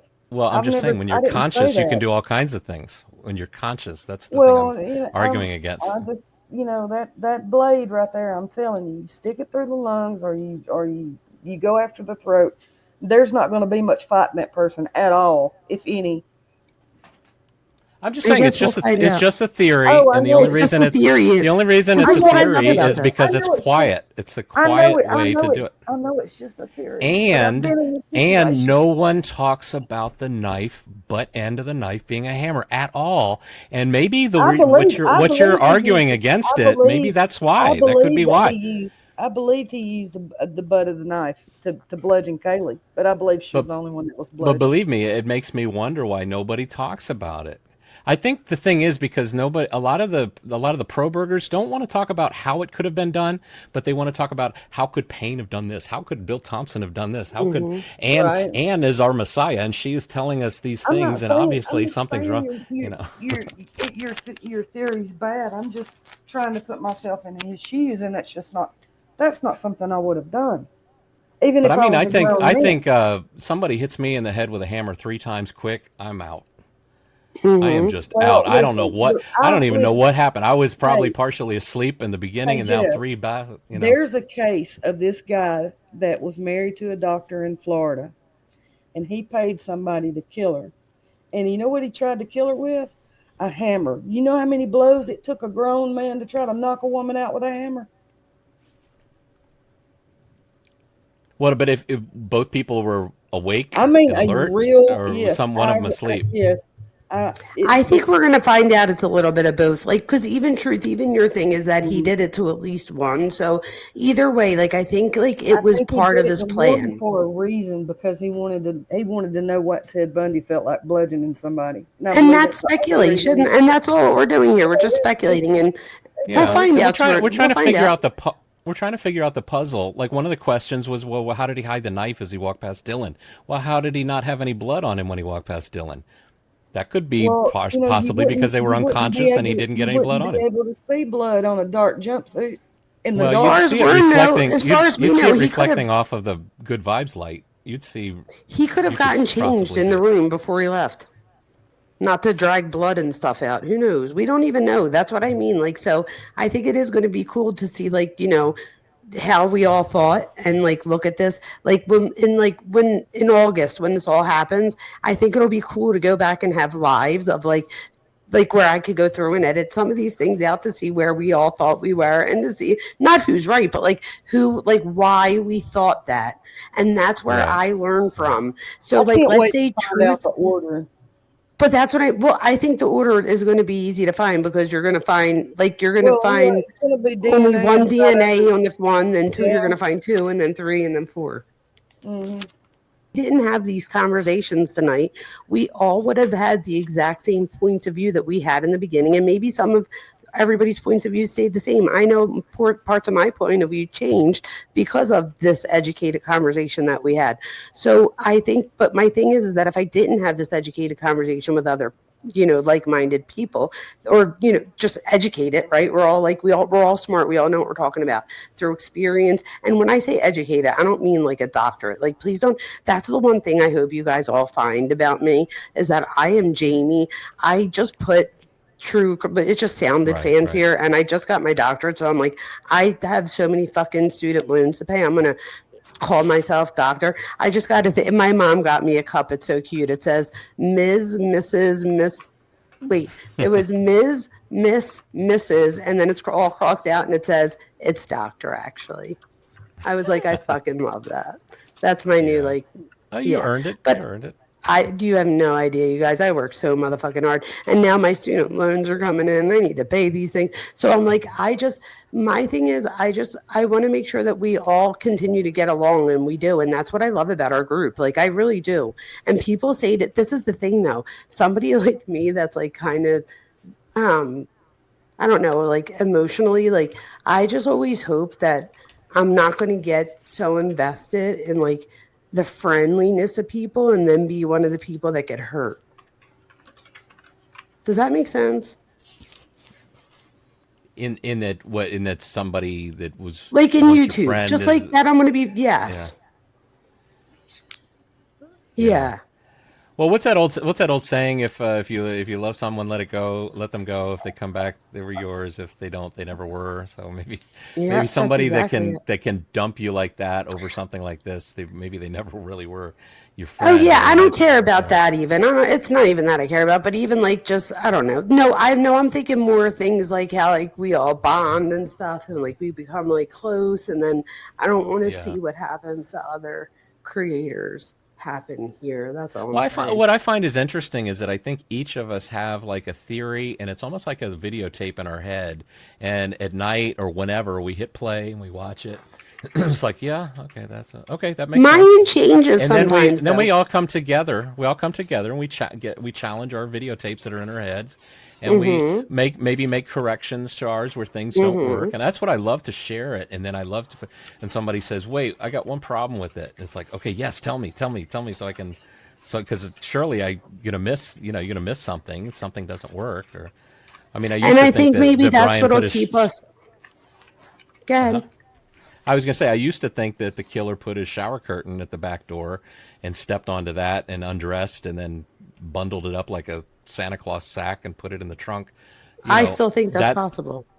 Yeah, but I only thought that because he didn't have a shower curtain in his apartment when they searched his apartment. But yeah, or maybe he like lied. Would that be big enough to lie in the car? No.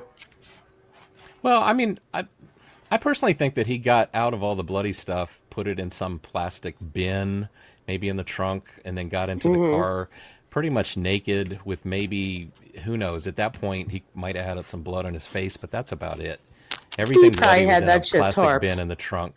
Yep. And he probably might have had something on there. But I mean, I think I don't know. I know those coveralls were rated for grease and transmission fluid and shit like that. I know blood wouldn't have time to seep through those coveralls. So he could have very well had clothes underneath them and just yanked the coveralls off.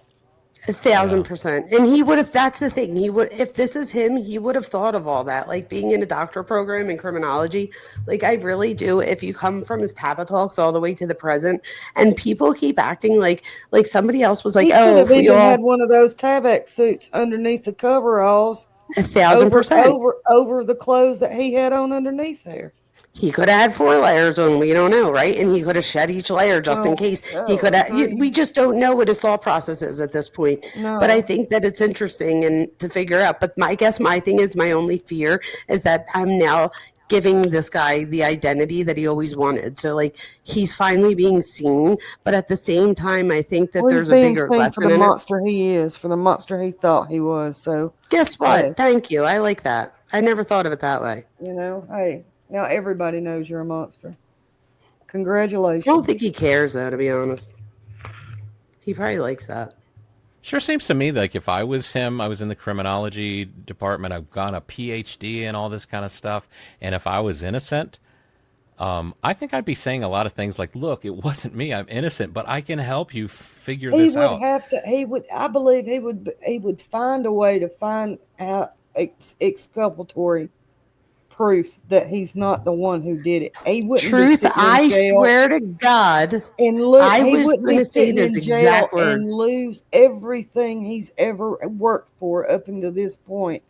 Okay, not just that. He would want to proved already. Like it wouldn't have taken this long for him to prove that he was smarter than everybody else out of it. Because if there's exculpatory evidence, a judge is not going to make somebody sit in jail.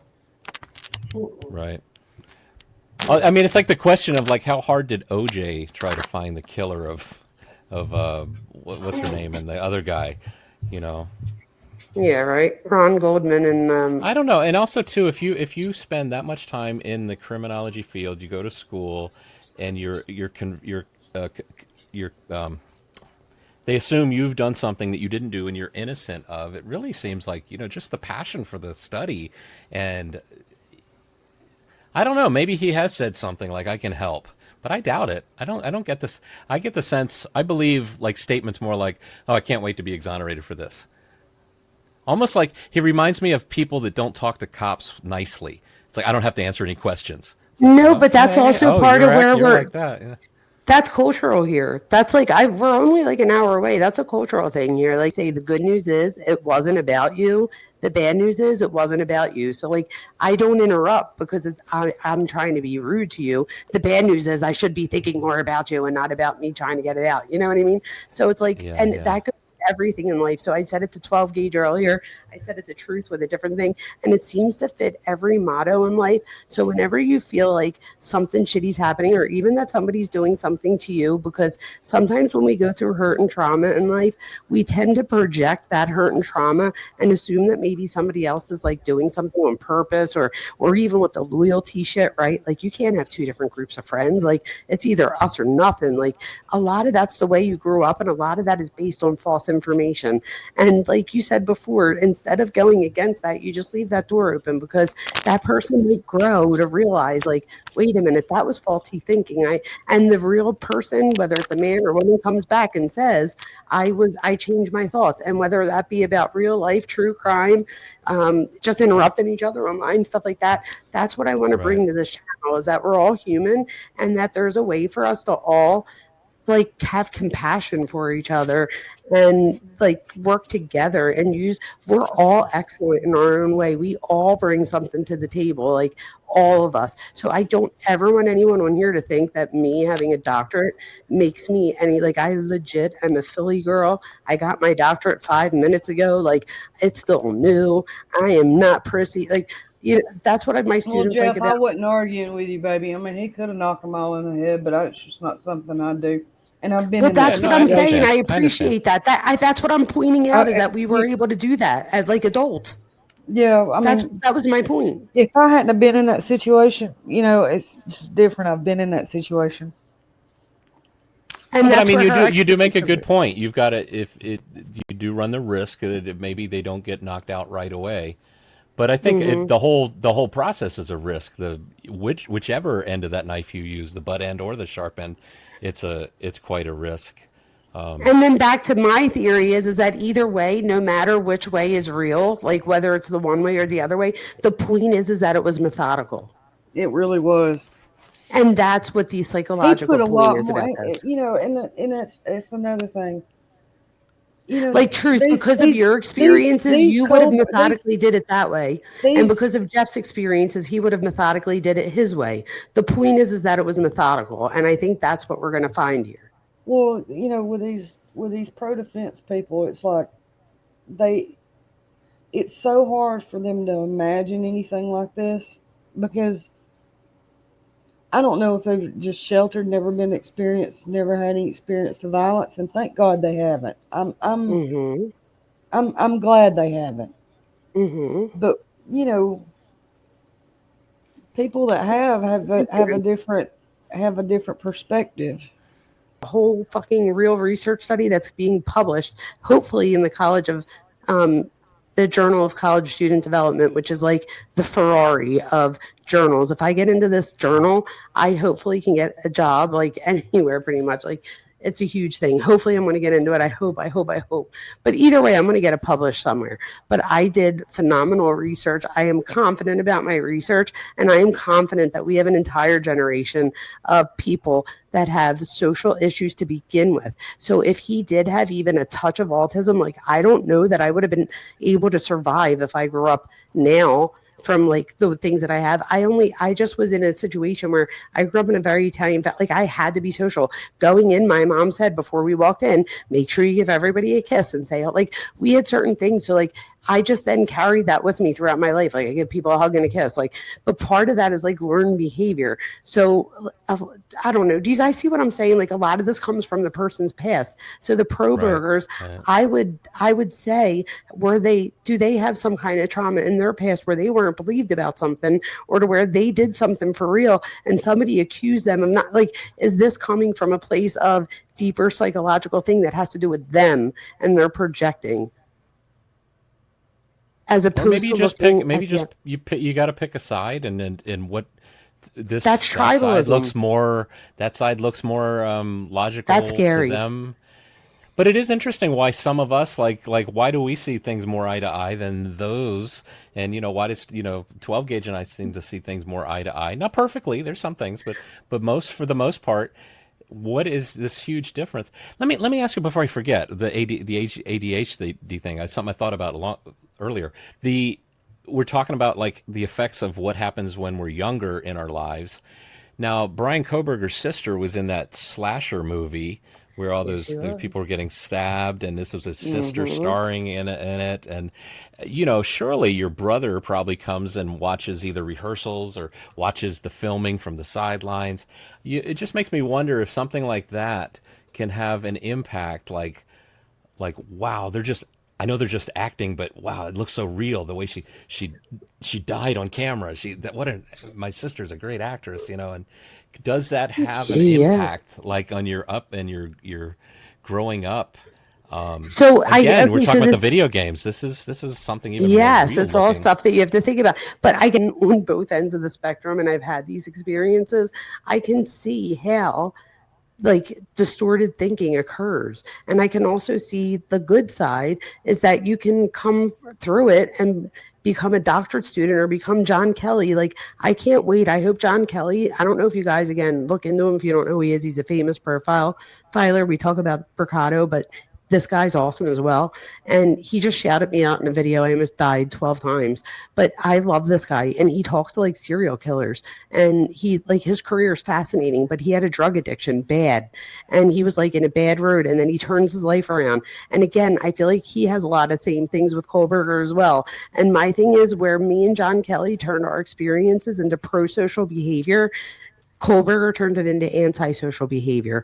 Where is it? Did he not have support at some level? How was his family like a true crime type family? Because his sister did that video. His mom wrote op-eds about Ted Bundy. Was this his way of being like, look at me? I think this all comes down to a lack of identity. Look at me. Do they see me now? I lost weight. Nobody sees me now. It's almost like nobody cares. Right. Nobody cares. I'm the smartest person. I got into a master's program. Okay, that's great. Like they don't see me, and like I did this. I had heroin, but I got over it. It's like, okay, you're still just Right. Brian or whatever. It's constantly like he wants to achieve the best, and part of that comes from a perfectionist thought process of somebody with an eating disorder mentality, and eating disorders and substance abuse go hand in hand. And I am so grateful to God that I did not get the substance abuse part, but it is so common for people with eating disorders to start self-medicating. So they don't want to go to the doctors, because the thing is, I could go to the doctors and get medication, but that means that I have to tell you, or you might find out that I have an eating disorder, and eating disorders are so secretive, you don't want anybody to find out, because if they find out, like just like a drug addiction, you have to stop. So that winds up making you not go get help as far as getting medications or seeking counseling. And because of that, you then start self-medicating. So you start smoking pot because you're feeling depressed, or you start drinking, and then that might lead to something else. And so I see like this happening all the time. And I'm just so grateful that I did not have that latter experience, and that I did eventually get help. But it's like, how do me and John Kelly go down one route, and then Brian Kohlberger go down another? And that's where the fascination to me is. It is an interesting thing if you think about all the things you do in life. Like there's the journey, and then there's the destination, and it's like, okay, I'm addicted to something. Now I'm gonna kick that. And then now you get to the destination, and it's like there isn't always like a bunch of people there to cheer and say, yeah, you did it. And it's like, and ask you Elliot the next Rogers. day, hey, yeah, you're just like, you get there, and then it's like, maybe dad asks you, hey, you want some eggs? I'm cooking some eggs for breakfast. It's like, where's the fanfare? It's like, and then you get into the next thing. I'm going to go to college, and I'm going to get a PhD in this. And it's like, yes, I got my degree. I walked across the stage. He's looking and now for I'm his standing. attaboys, and he's not getting them. Yeah.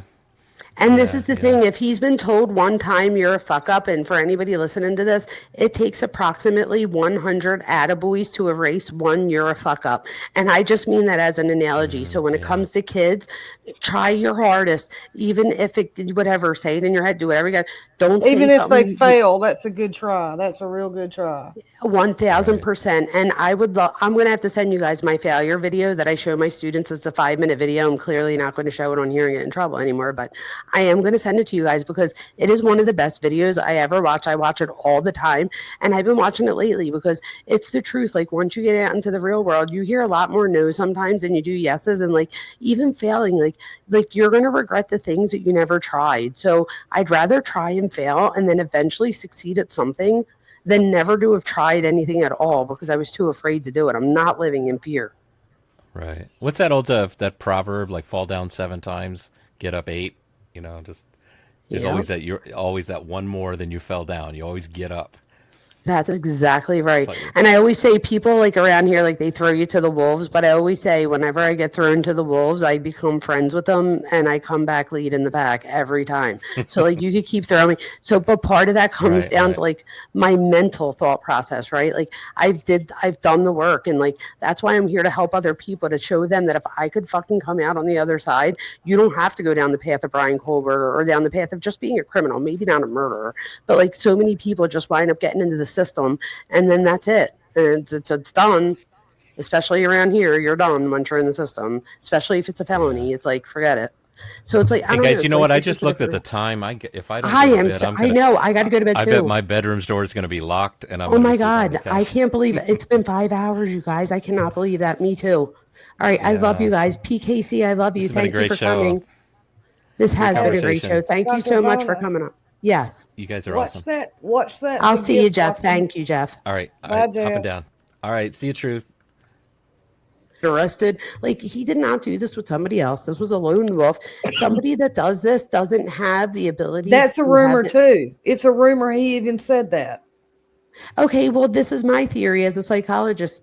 Whatever. If you wouldn't do this type of crime if you had the ability to make interpersonal relationships. This type of crime with the knife, like the fantasy, the whole thing, whether it was him or someone else, right? So either way, even if it was whoever it was that does this, the thing is that they had their own. I don't know what the fuck was I just saying.